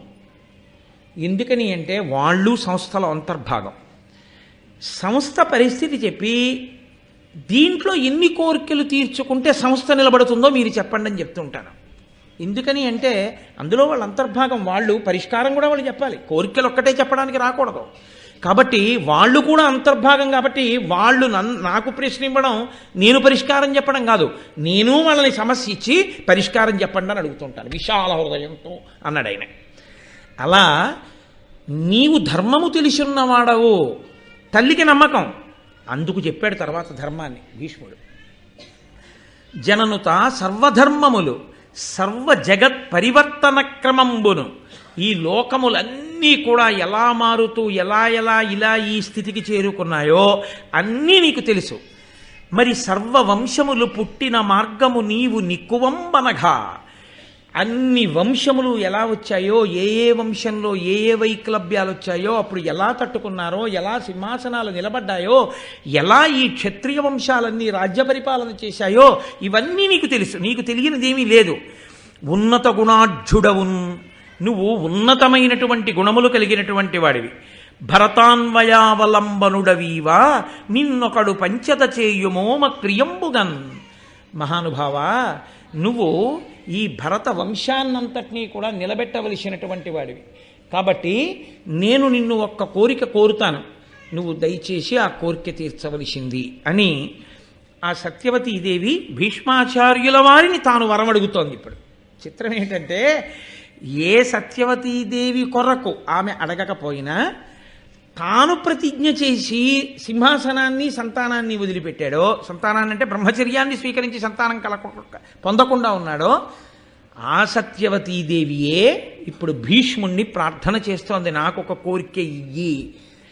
చిన్న వయస్సు, అందరి కోరికలు తీర్చడమే కానీ నా కోరిక ఇది తీర్చండి అని ఒకళ్ళని అడగడం మాత్రం ఎన్నడూ చెయ్యనటువంటి ఉదారుడు, పెద్దరికం ఉన్నవాడు భీష్ముడు. అది ఆయన పెద్దరికం. ఆయన ఎవరి దగ్గరికి వెళ్ళి నాన్నగారండి నాకు ఈ కోరిక ఉంది, నాన్నగారండి తీర్చరా అని అడిగాడని లేదు భారతంలో. అమ్మ దగ్గరికి వెళ్ళి అమ్మ నాకు ఈ కోరిక ఉంది తీర్చవా అని అడిగాడని లేదు భారతంలో. గురువుగారితోనే యుద్ధం చేయవలసి వచ్చింది. గురువుగారు నాకు ఈ కోరిక ఉంది తీర్చండి గురువుగారు అని అడిగినట్టు లేదు భారతంలో. అమ్మ సత్యవతీదేవి దగ్గరికి వెళ్ళి అమ్మ నాకు ఈ కోరిక ఉందమ్మా తీర్చమ్మా అని అడిగినట్టు లేదు భారతంలో. తమ్ముళ్ళ దగ్గరికి వెళ్ళి ఒరే మీకోసం పెళ్లి చేసుకోకుండా ఉండిపోయాను కదరా నాకు ఈ చిన్న కోరిక ఉంది తీర్చండిరా అని అడిగినట్టు లేదు భారతంలో. కానీ ఆయననే వయసులో చిన్నవాడైనా అందరూ ఆయన్నే అడుగుతుంటారు. పుట్టుకతో పెద్దరికం కొంతమందిది కాబట్టి ఆ పెద్దరికంతోనే మాట్లాడుతుంటాడు. నేను మీతో మనవి చేశాను కదా మొదట్లోనే, చిత్రంగా పెద్దరికాలు, చిత్రంగా అనుభవాలు వచ్చేస్తాయి కొంతమందికని. కాబట్టి ఇప్పుడు నువ్వు నాకు ఒక కోరిక తీర్చాలి. ఈ కురువంశమున నీ ఒక్కరుడవయున్నవాడవు, ఉర్వీరాజ్యం బెక్కటి చేకొని తేజము దిక్కుల వెలిగింపు సంతతియు పడయు మొగిన్. ఇప్పుడు కురువంశానికంతటికీ మిగిలిపోయిన వాడవు నువ్వు ఒక్కడివి. కాబట్టి నువ్వు ఈ రాజ్యాన్ని స్వీకరించు. ఈ రాజ్యాన్ని స్వీకరించి సంతతిని పొందు. సంతతిని పొందు అన్న మాట ఎందు వివాహం చేసుకో అన్నది కూడా అంతర్భాగమే. కాబట్టి అని ఆవిడంది, నిరతంబు బ్రహ్మ మొదలుగా వరుసున ఎడతెగక ఇట్లు వచ్చిన వంశం బురుభుజ నీ ఉండగా నీ తరమున విచ్ఛిన్నమగుట ధర్మవే అని ఆవిడ ఒక పెద్ద ప్రశ్న వేసి, భీష్ముడిలో ఏ సానుకూల స్పందన ఆవిడికి కనపడలేదు. ఆవిడంది, బ్రహ్మగారి దగ్గర ప్రారంభమై పెరిగింది నీ వంశం. వంశం ఇన్నాళ్ళు పెరుగుతూ వచ్చింది, అందరూ సంతోషిస్తూ వెళ్ళిపోయారు. అమ్మయ్య పితృరుణం తీరిపోయింది, నాకో కొడుకు పుట్టాడు అని వెళ్ళిపోయారు. ఈ వెళ్ళిపోయిన వాళ్ళందరికీ ఆ పుట్టిన కొడుకు తజ్జనం పెడుతూ ఉండేవాడు కాబట్టి వాళ్ళు ధన్యులైపోయారు. నీకు బాధగా లేదా? బ్రహ్మగారితో ప్రారంభమైనటువంటి మీ వంశం నీ దగ్గర ఆగిపోతోంది. చంద్రవంశంలో కట్టకడపటి వాడివి నువ్వే, ఇక నీ తర్వాత ఎవరు లేరు. ఆగిపోయింది చంద్రవంశం. ఈ సింహాసనం మీదకి ఎవరు వస్తారో తెలియదు.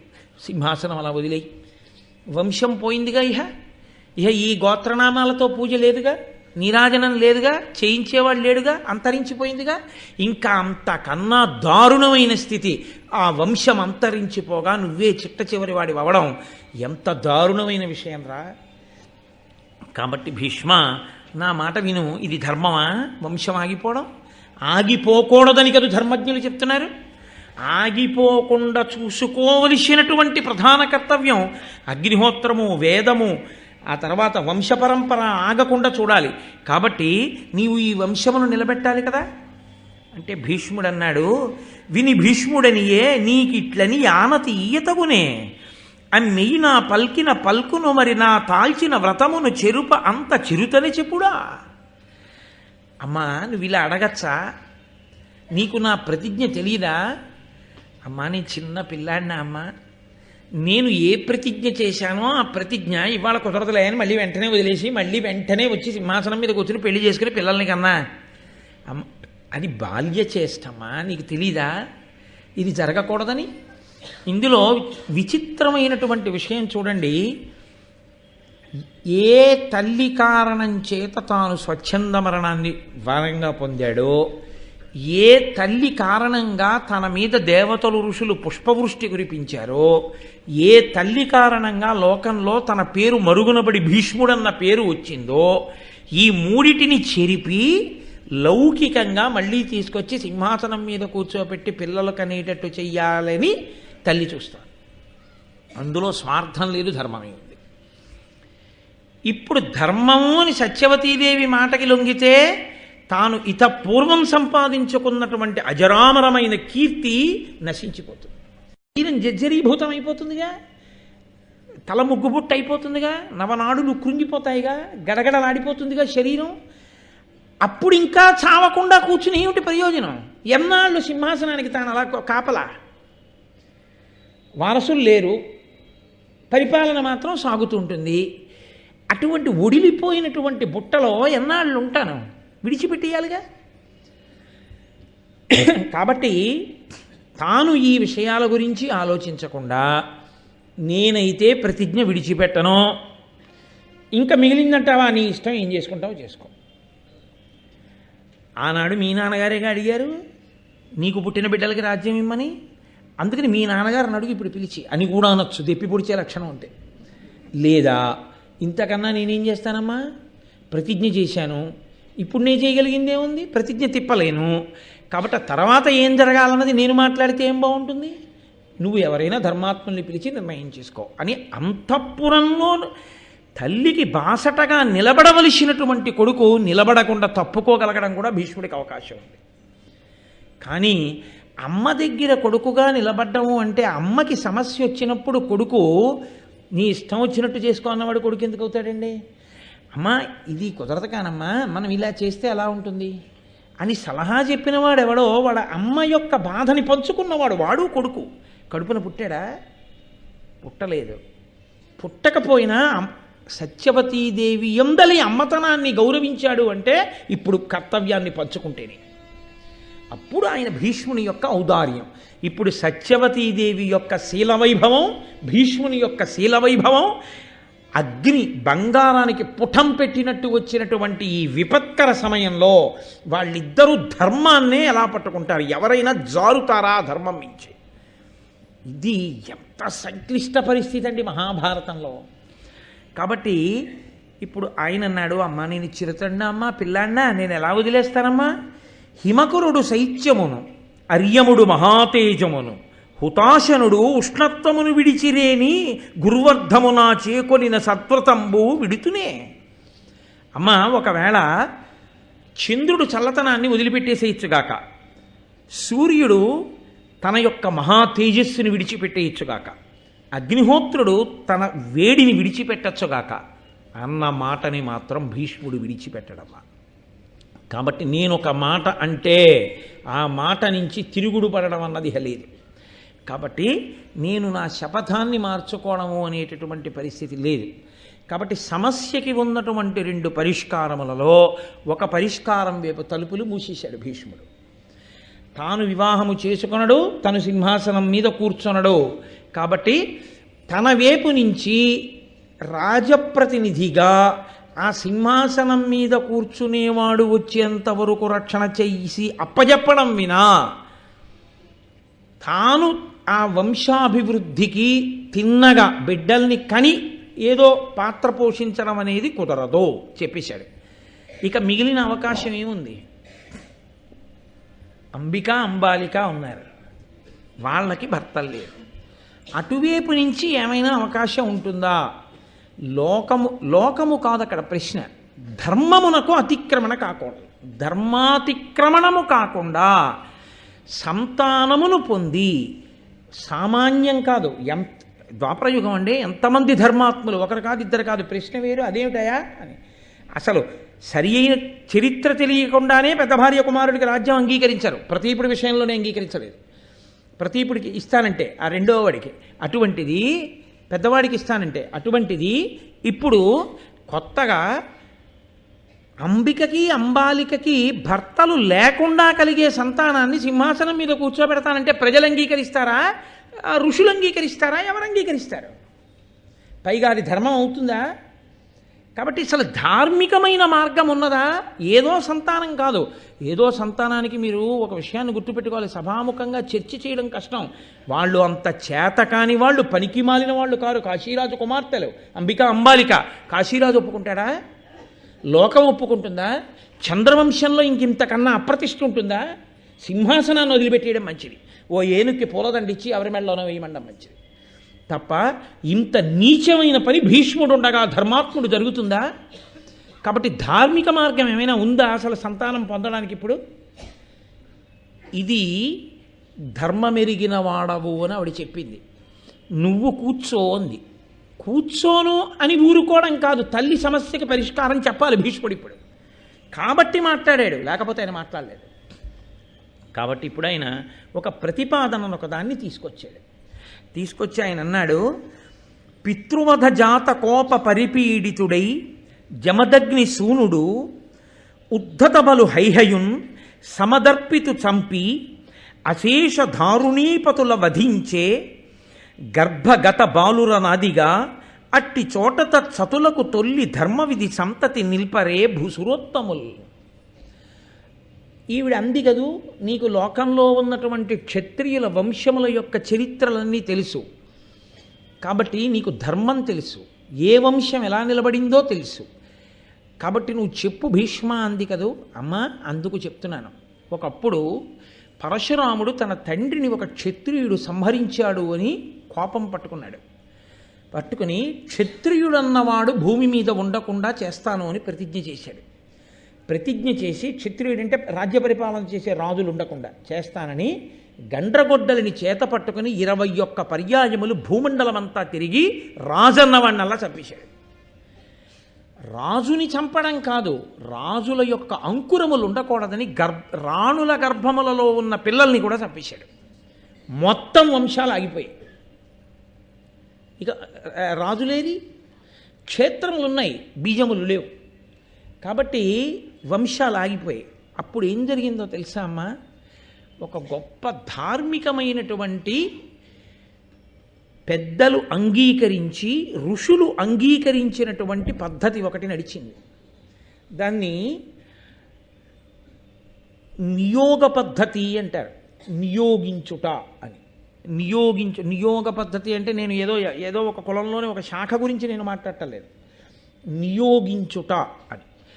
ఆయన మహాధర్మతత్పరుడై వేదాంగములు చదువుకున్నవాడై కామమునందు కించిత్ కూడా అనురక్తి లేనటువంటి వాడు లోక ప్రయోజనము కొరకు, సనాతన ధర్మము నిలబడడం కొరకు, ప్రజలకి ఇబ్బంది రాకుండా కాపాడడం కొరకు, నెలకి 3 వానలలో 1 వాన పడడం కొరకు, మళ్ళీ రాజుల యొక్క వంశములు పరిఢవిల్లి రాజ్య పరిపాలన కొనసాగుట కొరకు తన తేజస్సుని దానం చెయ్యడానికి అంగీకరిస్తే ఆయన తన యొక్క వీర్యమును ఆ స్త్రీ యందు నిక్షేపించవచ్చు. నిక్షేపిస్తే కలిగినటువంటి సంతానం ఏది ఉంటుందో ఆ సంతానము సింహాసనం మీద కూర్చుంటుంది. ఆంధ్రభారత అంతర్గతము కాదు, కానీ ఇది ఎంత సంక్లిష్టముగా ఉంటుందో తెలుసా అండి. అందుకే కలియుగంలో ఈ పద్ధతి లేదు. ఎందుకంటే అసలు అటువంటి స్థితి ఉన్నటువంటి మహాపురుషులు ఉండే అవకాశమే లేదు.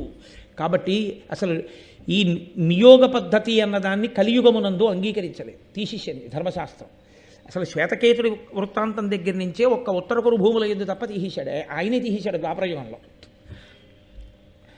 కాబట్టి ఏ మహాపురుషుడు అలా ఇద్దామనుకుంటున్నాడో, సంతానమును కల్పించాలి అని సంకల్పం చేస్తున్నాడో, ఆయనకి ఏ స్త్రీకి ఈయన అటువంటి సంతానాన్ని కల్పించడానికి ఉద్యుక్తుడవుతున్నాడో ఆయనకి ఆమెతో ఉన్న వరుస ఏమి ముందు చూడవలసి ఉంటుంది కదా. అసలు అన్య స్త్రీ, ఆమె ముఖం ఈయన తెలియదు, ఈయన ముఖం ఆయన తెలియదు, అదొక ఎత్తు. ఏదో అనుబంధం ఉంది, ఇద్దరి మధ్య బంధుత్వం ఉంది, ఆ అనుబంధం మరదలయ్యి ఉంటే మరదలు కోడలతో సమానం. అన్నదమ్ముడు మరణిస్తే ఆమె విధవరాలైతే ఇక సంతానం లేకపోతే వంశం ఆగిపోతుంటే అలాంటప్పుడు ఉత్తముడైనటువంటి వేదం చదువుకుని అసలు కామస్పర్శ లేనటువంటి ఒక మహాపురుషుడు తన వీర్యదానములు చేసి వంశమును కల్పించవచ్చా అంటే ఇక్కడ ఇద్దరూ పతనమైపోయి ఆ వంశమంతా నశించిపోతుంది. ఎప్పుడో తెలుసా అండి? గదిలోకి వెళ్లే ముందు కానీ గదిలోంచి బయటకు వచ్చాక కానీ ఇక ఆమె యందు ఆ తలంపు ఆయనకు ఉండకూడదు. గదిలో ముందు నించున్నప్పుడు మరదలన్న భావనే, గది బయటికి వచ్చేశాక ఇక మరదలే. ఒక్క సంతానమును కృప చేసిన సమయంలో మాత్రం ఉదారుడై కామోపభోగము కొరకు కాకుండా మాత్రమే తేజోదానము చేయగలిగిన వాడై ఉండాలి. అందుకే ఆవు నీతిని ఒంటి నిండా రాసేసుకుంటారు అని చెప్పింది. ఇక నేను దీన్ని అంతకన్నా విడమర్చి సభాముఖంగా మాట్లాడడం నాకు ఇష్టం లేదు. ధర్మ సంబంధమైన విషయాన్ని ఒక గంభీరమైన స్థితిలో మీరు అర్థం చేసుకోవడానికి నేను అంతవరకు ప్రతిపాదన చేశానంతే. కాబట్టి అటువంటి స్థితిలో మహాపురుషులు అటువంటి వారు కామోపభోగము కోరని వారైతే మొదటి అవకాశం ఏదో తెలుసా? సుక్షత్రియుడు జన్మించేది ఎప్పుడు అంటే, ధర్మము తప్పని స్థితి ఎప్పుడు కలుగుతుందంటే ఆ వంశంలో ఆమె యొక్క భర్త చనిపోయి ఉన్నప్పుడు ఆమెకి బావగారి వరస కానీ మరిది వరస కానీ ఉన్నవాడెవరైనా మహాధర్మాత్ముడై గొప్ప బ్రాహ్మీమయమూర్తి అయిన వాడయ్యున్నవాడు ఉంటే దేవరన్యాయం అంటారు. ఆయన అలా సంగమిస్తే, అందుకే కామోపభోగం అనేది ఏది ఉండదు అందులో, కేవలము వీర్యప్రధానం అంతే. అలా చేయగలిగితే వంశము నిలబడుతుందమ్మా. ఋషులు తప్పు పట్టరు, ధర్మము చెడదు. లోకంలో పరిపాలన చేసిన రాజవంశములన్నీ ఒకనాడు పరశురాముడు చంపగా ఆ తర్వాత వచ్చినటువంటి వంశములన్నీ బ్రాహ్మణ దత్తములే అలా వచ్చాయి. కాబట్టి లోకము తప్పు పట్టలేదు. కాబట్టి అలా కుదురుతుందేమో లోతుగా విషయ పరిశీలనాన్ని వృద్ధ బ్రాహ్మణులతో వృద్ధులైనటువంటి కుల పెద్దలతో చర్చించు అన్నది. ఎంత మర్యాద చూడండి, ఎంత ధర్మమో చూడండి. తల్లి సమస్యని తాను పంచుకోవాలి. ఇప్పుడు వచ్చిన సమస్య సామాన్యమైన సమస్య కాదు, దీనికి పరిష్కారం దొరకాలి. వెంటనే ఆవిడ కూడా అంత ఉదారురాలై సమాధానం చెప్పాలి కదండి. ఆయన ఇంకొక ఉదాహరణ ఒకటి చూపిస్తూ ఒక విషయాన్ని మాట్లాడాడు. ఒకానొకప్పుడు ఉతధ్యుడు అనేటటువంటి మహర్షి యొక్క భార్య అయినటువంటి మమత యందు బృహస్పతి వచ్చి ఆమెతో మాట్లాడి తన వరాన్ని అపేక్షిస్తున్న సమయంలో ఆమె గర్భంలో ఉండేటటువంటి బిడ్డడు బృహస్పతిని తిరస్కరించినప్పుడు ఆయన నీవు అంధుడవుతావని శపించాడు. ఆ కారణం చేత ఆ ఉతధ్యుని యొక్క భార్య కడుపులో ఉన్నటువంటి పిల్లవాడు అంధుడిగా పుట్టాడు. తమస్సు అంటే చీకటి. ఇక పుట్టినదాదిగా చనిపోయే వరకు పుట్టుగురుడివాడు కాబట్టి ఆయన్ని దీర్ఘతముడు అని పిలిచారు. కానీ ఆయనకి ఎలా అబ్బిందో, కళ్ళు లేకపోయినా స్వరం కదండి, విని కదా నేర్చుకుంటారు వేదం. మహావేద పండితుడైపోయాడు, గొప్ప వేద పండితుడైపోయాడు. ఆ వేద పండితుడైతే ఆయన వివాహం చేసుకున్నాడు. ఆయనకి గౌతముడు అని పేరు కలిగినటువంటి కుమారుడితో సహా చాలామంది కొడుకులు కలిగారు. చాలామంది కొడుకులు కలిగిన తరువాత ఒక రోజున ఆయన భార్య ప్రద్వేషిణి అనబడేటటువంటి భార్య ఆయన్ని విసుక్కుంది. చికాకు పడితే ఆయన అన్నాడు, నువ్వు భర్తని, నా మీద ఎందుకు ఇలా చికాకు పడుతున్నావు అని అడిగాడు. అడిగితే ఆవిడంది, పతియు భరించుగావున భర్తయ్యే, భామ భరింపబడునుగాన భార్యయ్యే, పరగ అవి మనయందు వీడ్వడియే, నిన్ను నేను ఎల్లకాలము భరింతుగాన. లోకంలో ఆడదాన్ని భరిస్తాడు కాబట్టి భర్త అంటారు, భర్త చేత భరింపబడుతుంది కాబట్టి భార్య అంటారు. కానీ మన విషయంలో తేడా అయింది. నువ్వు పుట్టుగురుడివాడివి, అందుకని నీకు అన్నం పెట్టడం నిన్ను పోషించడం నా పని అయింది కాబట్టి నేను భర్తనయ్యాను, నువ్వు భార్య అయ్యావు నిజానికి. కానీ లోకంలో నువ్వు భర్త నేను భార్య అంటున్నారు. అందుకే నాకు అసహ్యం. నువ్వు నన్ను భరించింది ఏమిటి? ఎప్పుడూ నిన్ను భరించడమే నాకు సరిపోతుంది. గుడ్డివాడివి, ఎందుకు పనికిరావు, ఏమీ వెళ్ళలేవు, ఏమీ చెయ్యలేవు, ఆ వేదం చదువుకుంటూ కూర్చుంటావు. ఎవరైనా సంతోషించి నీకు ఏమైనా చేతిలో పెట్టారా దక్షిణ, అదిగో అది పనికి వస్తుంది అంతే. అని ఆమె ద్వేషించి మాట్లాడి కోపంగా మాట్లాడితే ఆయన ఆ రోజున మొత్తం స్త్రీ జాతికి ఒక శాపవాక్కు విడిచిపెట్టాడు. అప్పటి వరకు స్త్రీ జాతి యందు భర్త మరణించిన 5వ తనానికి సంబంధించినటువంటి చిహ్నములను విడిచిపెట్టడం అనేది లేదు. దీర్ఘతముడు ఇచ్చినటువంటి శాపం దగ్గర నుంచే పరిస్థితిని మార్చవలసి వచ్చింది. ఆయన ఆ రోజు క్రోధంతో అన్నాడు ఒక్క మాట. ఎప్పటి దీర్ఘతముడు ఒక్కొక్క ఋషి అన్న మాట ఎంత దూరం పెడుతుందో చూడండి. ఆయన అన్నాడు, పతిహీనలైన భామన లతిధనవంతులయ్యు కులజలయ్యును అనలంకృతలయ్యడు మాంగల్య రహితలయ్యడు గుణ ప్రవృత్తి ఇదియు మొదలుగా. ఎంత చేతకాని వాడైనా, ఎంత పనికి మాలిన వాడైనా భర్త ఉన్నంత కాలమే 5వ తనానికి సంబంధించిన చిహ్నాలు. ఎంత గొప్పదైనా, ఎంత ఐశ్వర్యవంతురాలైనా, ఎంత గొప్పదైగా పుట్టినా భర్త మరణిస్తే 5వ తనానికి సంబంధించిన చిహ్నములను ఆడది విడిచిపెట్టుగాక. కాబట్టి నేను శాపవాక్కు విడిచిపెడుతున్నానన్నాడు. అది ఒక్క భార్యతో సరిపోయిందా? నన్ను నువ్వు ఇలా ద్వేషించావు కాబట్టి, భార్య భర్త అన్న మాట పెట్టి మాట్లాడావు కాబట్టి ఇది సమస్త స్త్రీ పురుష జాతికి అన్వయం అవుతుంది కాబట్టి నేను స్త్రీ జాతినంతటినీ శపిస్తున్నానన్నాడు. నిస్సందేహంగా అది ధూర్తతనంతో కూడిన శాపవాక్యే. నేనేమి వెనకేసుకురాను. అంటే మహాతపోనిష్టాగరిష్ఠులైనటువంటి వ్యక్తులు అవధిలేని కోపాన్ని ప్రదర్శిస్తే ఒక్కొక్కసారి అంత దారుణమైన స్థితిలో ఏర్పడతాయని, నువ్వు అలా కోపాన్ని పొందకు అని చెప్పడానికి దీర్ఘతముని యొక్క వృత్తాంతం ఒకటి. ఆవిడికి ఒళ్ళు మండింది. నీళ్లల్లో తోసేస్తే తండ్రిని చంపిన పాపం, తోసేయమన్నందుకు భర్తను చంపిన పాపం వస్తాయి. వెదురు కర్రలు కట్టి నీళ్లలో వదిలేయండిరా వీళ్ళది. వెదురు కర్రల మంచె మీద కూర్చోబెట్టి, కళ్ళు లేవుగా, వెదురు కర్రల చేతులకి కాళ్ళకి కట్టి ప్రవాహంలో వదిలేశారు కొడుకులు. పో, ఎక్కడికి పోతావో తేలుతూ పోలాగా. నిన్ను అడ్డుకునేవాడు ఆదుకునేవాడు కనబడ్డావు, ఇప్పుడు నిన్ను ఎవరు భరించాలో తెలుస్తుంది, ఇదే శాపం నువ్వు ఇచ్చేది అని నీళ్ళలో వదిలేశారు. ఆయన ఏం చేశాడు? ప్రవాహంలో వెళ్తున్నాడో, మొసలుందో తిమింగలం ఉందో ఏది ఉందో తెలియదుగా. అందుకని ఏదో అయ్యోయ్ బాబోయ్ అని కేకలేయడం మానేసి చక్కటి స్వరంతో భయం అంటూ వేయడానికి అసలు కళ్ళు అంటూ ఉంటారు. భయమే, ఇప్పుడు భయం ఎందుకు? ఇంకా కళ్ళు లేని దానికి ఎదురుకుండా ఏముందని భయపడాలి కనుక.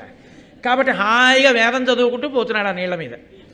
అలా చాలా రోజులు ప్రయాణించి వెళ్ళేటప్పటికీ ఆ నదీ ప్రవాహంలో బలి అనబడేటటువంటి ఒక రాజుగారు కనబడ్డాడు. ఆయన నదికి స్నానానికి వచ్చి గంగా తీరంలో ఈ వెళ్ళిపోతూ స్వరం చెప్తూ వేదంతో వెళ్ళిపోతున్న వాడిని చూసి, అబ్బా ఎంత గొప్ప వేద బ్రాహ్మణుడు రా, మహానుభావుడు, ఎలా వెళ్ళిపోతున్నాడు రా నీళ్ల మీద, ఎవర్రా వెదురుకర్రలు కట్టేసిన వాడు తీసుకురండి అన్నాడు. ఆ భటులు వెళ్ళి తీసుకొచ్చారు. అయ్యయ్యయ్యయ్యో, ఇంత వేదం చదువుకున్నారు, ఇంత ధూర్తతనంగా మిమ్మల్ని నీళ్ల మీద వదిలేసిన వాళ్ళు ఎవరన్నా, నా కర్రలు విడిపించి ఇంటికి తీసుకెళ్ళాడు. తీసుకెళ్ళి, అమ్మా, భీష్ముడు చెప్తున్నాడు తల్లికి, ఆయన భార్య పేరు సుదేష్ణ, విరాటపురంలో వచ్చే సుదేష్ణ కాదు, సుదేష్ణ. ఆమెకి సంతానం లేదు. ఆయన అడిగాడు ఈ బ్రాహ్మణుణ్ణి, దీర్ఘతముణ్ణి, నీవు వేదం చదువుకున్నవాడివి, నీకు ఇప్పుడు కామస్పర్శ లేనివాడివి, తేజోవంతుడివి, నీ వలన నా భార్యకి కుమారులు కలగాలని అడిగాడు. కానీ మలినమైన శరీరంతో ఉన్న ఈయన్ని చూసి అసహ్యం వేసి ఆ రాజుగారి భార్య సుదేష్ణ కళ్ళు లేనివాడు కాబట్టి ఆమెకి బదులు దాదిని పంపేది. 11 మంది పిల్లలు పుట్టారు. రాజుగారు నాకు 11 మంది సంతానం కలిగారని సంతోషించాడు. కళ్ళు లేకపోయినా వేదం చదువుకున్నవాడు, గొప్ప ఆంతరదృష్టి ఉన్నవాడు, ఇది అంత శక్తి ఉన్నవాడైతేనే ద్వాపర యుగంలో దానికి అనుమతించారు. ఆయన అన్నాడు, వాళ్ళు నీ బిడ్డలు కారు, నీ దాది కుమార్తెకి పుట్టారు. కోమలి అనబడేటటువంటి ఆ దాది కుమార్తెకి పుట్టారు. కాంక్షీవ్రతుడు మొదలైనటువంటి పిల్లలు వాళ్ళందరూ. కాబట్టి వాళ్ళు నీ కుమారులు కారయ్యా అంటే రాజు ఏడ్చాడు. అయితే నా భార్యకి కుమారుణ్ణి అనుగ్రహించమని. ఆయన ఎంతటి తేజోమూర్తి అంటే ఆమె యొక్క అంగాంగములను స్పృశించి కుమారుణ్ణి ఇచ్చాడు. ఆ కుమారుణ్ణి ఇచ్చిన కారణం చేత అంగుడు అని పేరు వచ్చింది ఆ సుదేష్ణ కుమారుడికి. కాబట్టి అమ్మ, లోకంలో ఇటువంటి విపత్కర పరిస్థితి ఏర్పడి క్షేత్రము మిగిలిపోయి భర్త లేకపోతే, అటువంటప్పుడు ఉత్తమ క్షత్రియులు రాజ్య పరిపాలన కొరకు వంశం నిలబడాలి. కాబట్టి తేజోవంతులైన బిడ్డల్ని పొందడానికి, లోకాన్ని రక్షించడానికి మార్గాన్ని స్వీకరించిన దృష్టాంతములు ఉన్నాయి. కాబట్టి అటువంటి బ్రాహ్మణుడు దొరుకుతాడా? అంతటి తేజోమూర్తి కామస్పర్శ లేనివాడు ఉన్నాడా అంటే ఆవిడంది, నాయన ఎప్పుడో మీ నాన్నగారు శంతన మహారాజు గారితో నాకు వివాహం జరగడానికి పూర్వం పరాశర మహర్షి వలన నాకు సద్యగర్భంలో వ్యాసుడన్న కొడుకు పుట్టాడు. నా కన్యాత్వం చెడలేదు వరం వల్ల. నేను మీ తండ్రికి భార్యనయ్యాను. అదిగో ఆ వ్యాసుడున్నాడే, ఆ వ్యాసుడు నాకు వరం ఇచ్చాడు. నేను తలుచుకుంటే వస్తాడు, కనపడతాడు. ఆ వ్యాసుడు ఇప్పుడు బంధుత్వం చేత బావగారు అవుతాడు అంబికా అంబాలికకి. దేవరన్యాయము అంటారు. విధవలై బావగారిలో మరుదులో మిగిలి ఉంటే ఆ బావగారుల మరుదులలో అంతటి బ్రహ్మతేజోవంతుడుంటే అటువంటి ఆయన వీర్యదానము చేత సంతానముల కంటే దేవరన్యాయం చేత పుట్టినటువంటి బిడ్డలు వంశంలో పుట్టిన వారి కింద లెక్కవారి సింహాసనం మీద కూర్చోవచ్చు, పితృపిండాలు పెట్టచ్చు. కాబట్టి నేను ఆ వ్యాసుడిని పిలుస్తాను అంది. వ్యాసుడికి వ్యామోహం కాదు, వ్యాసుడు తానుచ్చి కోరుకున్నది కాదు. ఈవిడ చెప్పగానే వ్యాసుడున్న దిక్కుకి భీష్ముడు నమస్కారం చేస్తే మహానుభావుడు వచ్చాడు. ఆ వ్యాసుడు సామాన్యమైనటువంటి తేజోమూర్తి కాదు. నీలగిరీంద్ర శృంగమున నిర్మలమైన సువర్ణవల్లరీజాలమువోని పింగళ విశాల జటాచయమొప్పగా వచశ్రీలలితుండు వచ్చి నిలచన్ హరినీల వినీల విగ్రహారాల రుతుల్ వెలుగంగా పరాశరసూనుడు తల్లి ముందటన్.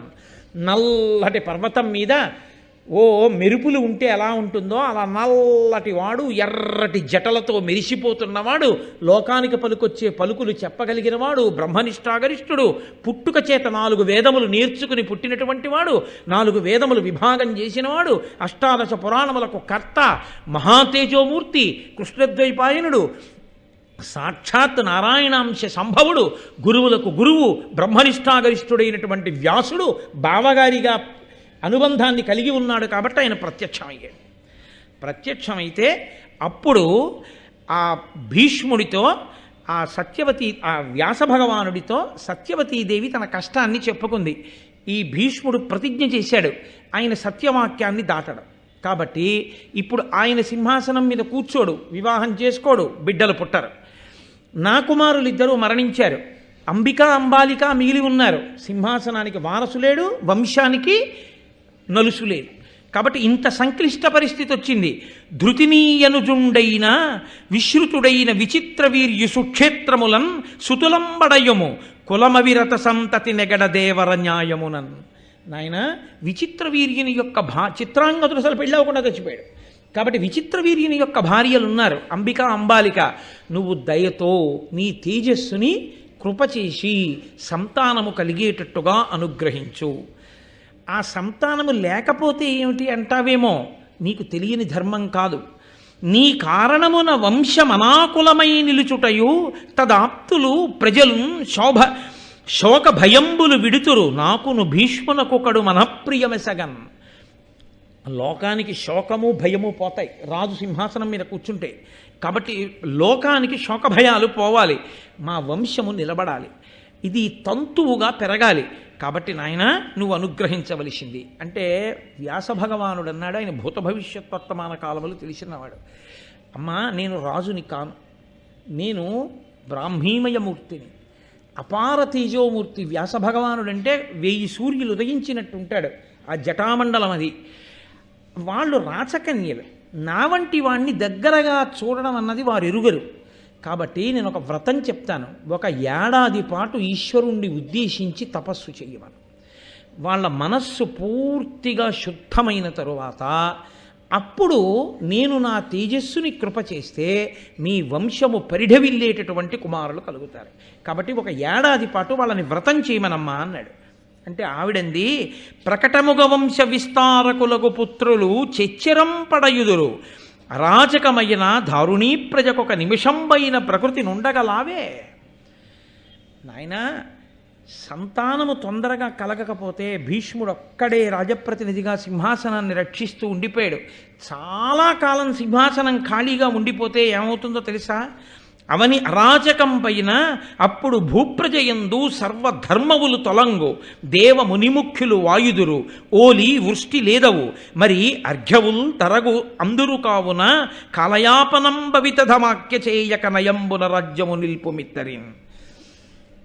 రాజు సింహాసనం మీద చాలా కాలం ఉండకపోతే సర్వధర్మములు క్షీణించిపోతాయి, భయభక్తులు ఉండవిహ. ధర్మం నశించిపోతే, ధర్మం లేదు కాబట్టి ధర్మాత్ములైన వారు ఆ రాజ్యాన్ని విడిచిపెట్టి వేరు రాజ్యాలకు వెళ్ళిపోతారు. వెళ్ళిపోతే ఇంకా ఆ రాజ్యంలో వర్షాలు పడవు, కరువు కాటకాలు వచ్చేస్తాయి. ఏవి ప్రజలు తిని బతకవలసి ఉంటుందో అవి దొరకని స్థితి వస్తుంది, ధరలు పెరిగిపోతాయి. ఏవి అక్కర్లేదో, ఏది మనిషికి పనికొచ్చేది కాదో, ఏది మనిషిని చంపేస్తుందో అలాంటిది వీధి వీధిన వాడన దొరకడం ప్రారంభమవుతుంది. కాబట్టి అది ప్రమాదకరమైన పరిస్థితి అని గుర్తు, అరాచకమని గుర్తు. కాబట్టి అలా ఉండకూడదు. దేనికి ఏ ధర దొరకాలో ఆ ధర దానికి దొరకదు. దొరకక ప్రజలకి అందుబాటులో ఉండకూడనివి అందుబాటులోకి వస్తాయి, అందుబాటులో ఉండవలసినవి అందుబాటులో లేకుండా పోతాయి. ఇది రాజు లేకపోతే వచ్చే స్థితి. వంశం గురించి ఎంత బాధపడుతున్నానో, ఇంతమంది ఏలిన ఈ రాజ్యంలో ప్రజలు ఏమైపోతారని బెంగపెట్టుకుంటున్నాను. కాబట్టి నాయన వారి యందు తొందరగా సంతానమును పొందాలి అని నేను కోరుకుంటున్నాను. అంటే ఆయన అన్నాడు, అమ్మా నేను తప్పకుండా వారిద్దరిని అనుగ్రహిస్తాను అన్నాడు. అంబికని ఈవిడ వెళ్ళి ధర్మం చెప్పింది, బలవంతం చేయడం కానీ, లేకపోతే ఏదో శాసించి సంతానాన్ని పొందమనడం కానీ కాదు. సత్యవతీదేవి ధర్మం చెప్పి, ఇవాళ నేను ఎలా కోడలనో మీరు కూడా కోడళ్ళు. ఏది ధర్మమో భీష్ముడితో, బ్రాహ్మణులతో, కులపెద్దలతో నిర్ణయించి ఈషన్మాత్రము ధర్మ వ్యతిరేకము కాదని తెలిసి, అంతటి మహాపురుషుడు అదృష్టవశాత్తు వ్యాసుడిగా నా కడుపున పుట్టి ఉన్నాడు కాబట్టి బావగారు అయ్యాడు.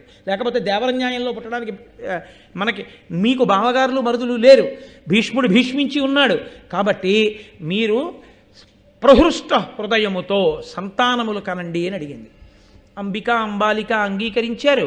మహానుభావుడైనటువంటి వ్యాస భగవానుడు అంబికని చేరుకున్నటువంటి సమయంలో అకస్మాత్తుగా వ్యాసుణ్ణంత దగ్గరగా చూసిన అంబిక బిత్తరపోయింది. అంతటి తేజోమూర్తి, అంతటి జటామండలం, అంతటి తేజస్సు, అంత నల్లటి శరీరం ఆయన్ని చూసి భయపడిపోయి, అంతటి తేజోమూర్తి నెరగని అమాయకురాలు కన్నులు గట్టిగా మూసుకుంది. ఆయన తల్లితో అన్నాడు, అమ్మా నేను అందుకే ఏడాది వ్రతం చేయడం మంచిదని చెప్పాను. నీ కోడలు భయపడి కన్నులు గట్టిగా మూసుకుంది, నా తేజస్సుని తట్టుకోలేకపోయింది. ఆ కారణం చేత జాత్యంధుడైన వాడు, పుట్టుకతో కన్నులు లేనివాడు పుడతాడమ్మా అని చెప్పాడు. అంటే ఎంత దూరం చెప్పగలిగాడో చూడండి. మహాభారతంలో నేను వేదిక మీద కూర్చుని చెప్పలేకపోతున్నాను, కానీ కొన్ని విషయాలు స్త్రీ పురుషుల యందు ప్రహృష్ట హృదయులైతే తప్ప సత్సంతానము కలగదు. క్షేత్రమునందు వైక్లభ్యము సంతానమునందు పొందుతుంది. అందుకే గర్భిణి అయిన స్త్రీ ప్రసన్న హృదయంతో సంతోషంగా ఉండేటట్టు ఉంచుతారు. అత్తవారు కూడా మొదటి కాన్పులో ఇంట్లో ఎందుకు ఉంచుకోరో తెలుసా అండి? అంత ప్రేమ లేక కాదు. ఆ తల్లి దగ్గర ఏం పెరిగిందో, ఆ తల్లి ఏం పెట్టిందో, ఏమి స్వతంత్రంగా ఉంటుందో మనమే వెళ్ళి బెంగపెట్టుకున్నప్పుడు అలా చూద్దాం. అంతేకాని ఆ అమ్మ దగ్గరే ఆ సంతోషంతో అక్కడ అలా గడపని. అమ్మకి సంతోషం కాబట్టి, ఆ పిల్లకి ఉన్న ఇబ్బందులన్నీ తెలుసు కాబట్టి తల్లి కడుపులో పెట్టుకు చూసుకుంటుంది. పైగా నా వాళ్ళు, నా ఇల్లు, ఇక్కడ ఉన్నాను అని ఒక సంతోషం పుట్టింటి మీద. భర్త వచ్చి మాట్లాడుతూ, అత్తమామలు వెళ్ళి మాట్లాడుతూ ఆ సంతోషంగా ఉంటే ఆ ప్రహృష్ట హృదయం మంచి సంతానం లోపల పెరిగేటట్టుగా తేజోకారణం అవుతుందని పుట్టినింటికి పంపేవారు. ఆ ప్రసవ సమయానికి 5వ నెల 6వ నెల వచ్చేటప్పటికి పుట్టింటికి చేరేవారు. కాబట్టి విశాల హృదయంతో మాట్లాడతారు. కాబట్టి వ్యాసుడు కేవలము తేజోప్రతాత కాడు, అంత దూరం చెప్పగలిగిన మహాపురుషుడైన. కాబట్టే ఆయన అమ్మా ఈమె కడుపున జాత్యంధుడు పుడతాడమ్మా అన్నాడు. సంతానమన్నది రాజ్యము కొరకు మాత్రమే కాదు. ఆ తేజోప్రదానం జరిగినప్పుడు ఒకరు మాత్రమే సంతానమును పొంది రెండవ వారు సంతానమును పొందకపోతే నేను అమ్మను అవలేకపోయానన్న బెంగ ఉండిపోతుంది, బాధ ఉండిపోతుంది. 2 ఈమె భయపడిపోయింది అంటే ఆమె వేరొక ప్రయత్నమునందు కూడా సత్సంతానమును పొందుతుందన్న ధైర్యం లేదు. అందుకని అంబాలికని అభ్యర్థించింది సత్యవతీదేవి. అంగీకరించిన అంబాలిక దగ్గరికి వ్యాస భగవానుడు వెళ్ళాడు. ఆయన తేజోమయమైన స్వరూపాన్ని చూసి ఈవిడ కన్నులు మూసుకోకపోయినా మనసు వెలవెలపోయింది ఆవిడకి. అమ్మ బాబోయ్ ఏమి తేజస్సు అని. అంత దగ్గరగా చూసేటప్పటికీ అప్పుడు ఉద్విగ్నతకి లోనైపోయింది. వ్యాసురుడు తేజోప్రజానం చేసి బయటికి వచ్చి అన్నాడు, అమ్మా ఆమె ప్రహృష్ట హృదయ కాదు, వెలవెలబోయింది నన్ను చూసి. కాబట్టి అతి తెల్లని శరీరం ఉన్నవాడు పుడతాడమ్మా అన్నాడు. పాండు రోగమున్నవాడు పుడతాడని భారతంలో లేదు. అతి తెల్లని వర్ణం ఉన్నవాడు పుడతాడు, చాలా అందగాడు అని తర్వాతే వర్ణించారు నన్నయ్య గారు. కాబట్టి అతి తెల్లని వర్ణంతో, పాండు వర్ణంతో పుడతాడమ్మా, వెలవెలబోయింది కాబట్టి ఆవిడ అన్నాడు. అలాగే ఆవిడికి పాండురాజు గారు పుట్టాడు. తేజోప్రధాన సమయమునందే నిర్ణయించేశాడు ఎటువంటి సంతానం పుడుతుందో. తదనంతర కాలమునందు బలవన్మద నాగాయుత బలయుతుడు సుతుండు పుట్టే ప్రజ్ఞాచక్షుండలగుడు ధృతరాష్ట్రుండా లలనకు అంబికకు కురుకుల ప్రవరుండై. ఆయన 10,000 ఏనుగుల బలం కలిగినటువంటి వాడిగా, కళ్ళు లేకపోయినా బుద్ధి అనబడేటటువంటి కన్ను మాత్రం చాలా గట్టిదున్నవాడై అంబికకి కుమారుడిగా ధృతరాష్ట్రుడు పుట్టాడు. అలాగే అంబాలికకును గుణరత్నాంబుధి పాండుర విరాజితాంగుడు ప్రభవించన్ పాండురాజు కురువంశంబు ప్రతిష్ఠింప ధర్మ సర్వజ్ఞుండై. అంబాలిక యందు వివర్ణమును పొంది, అంటే వివర్ణం అనగా అతి తెల్లని రంగుతో పాండురాజు గారు జన్మించారు. వంశోద్ధారకుడు, మహానుభావుడు, గుణములకు నిధి, మహాబలవంతుడైనటువంటి వాడు పాండురాజు పుట్టాడు. ఇప్పుడు 2 కుమారులు జన్మించారు. కానీ సత్యవతీదేవి యొక్క గొప్పతనం ఎక్కడుందో తెలుసా అండి? ఆమె ఒక్క మాట కోడలనలేదు. ఇది ఎంత తప్పు చేశావమ్మా, ఎంత బ్రతిమాలి తీసుకొచ్చానమ్మా, వ్యాసుడి కర్మ కాలిపోయా వచ్చాడు. ఆయన కర్మ కాలిందా, ఆయన కోరుకున్నదా, ఆయనే కామాతురుడైతే ఆయనే వివాహం చేసుకోగలడు. కానీ మన వంశాన్ని నిలబడం కోసం తేజోప్రదానం చేశాడు. అటువంటి వాడు దగ్గరకు వచ్చినప్పుడు కన్నులు మూసుకున్నావా, ఎంత పొరపాటు చేశావు, ఇప్పుడు అంధుడు పుట్టాడు అని ఒక్క మాట కోడల్ని అనలేదు. బిడ్డని కడుపులో పెట్టుకున్న తల్లి ఎలా కాపాడుతుందో కోడల్ని అత్తగారు అలా కాపాడవలసి ఉంటుంది. అంతేకాని కోడలి మీద అయిందానికి కాందానికి పెత్తనం వహిద్దాం అనుకున్నది అత్తగారు కాదు. కోడలు అంత పెద్ద పొరపాటు చేసినప్పుడు కూడా ఒక్క మాట అనకుండా కడుపులో పెట్టుకుందే ఆవిడత్తగారు. భారతం విన్నప్పుడు సత్యవతీదేవి గురించి తెలుసుకున్నప్పుడు అత్తగారంటే ఎలా ఉండాలో నేర్చుకోవాలి. అది అత్తగారితనం అంటే. కడుపులో పెట్టుకోవడం అత్తగారితనం కానీ బజార్న పారేయడం అత్తగారితనం కాదు.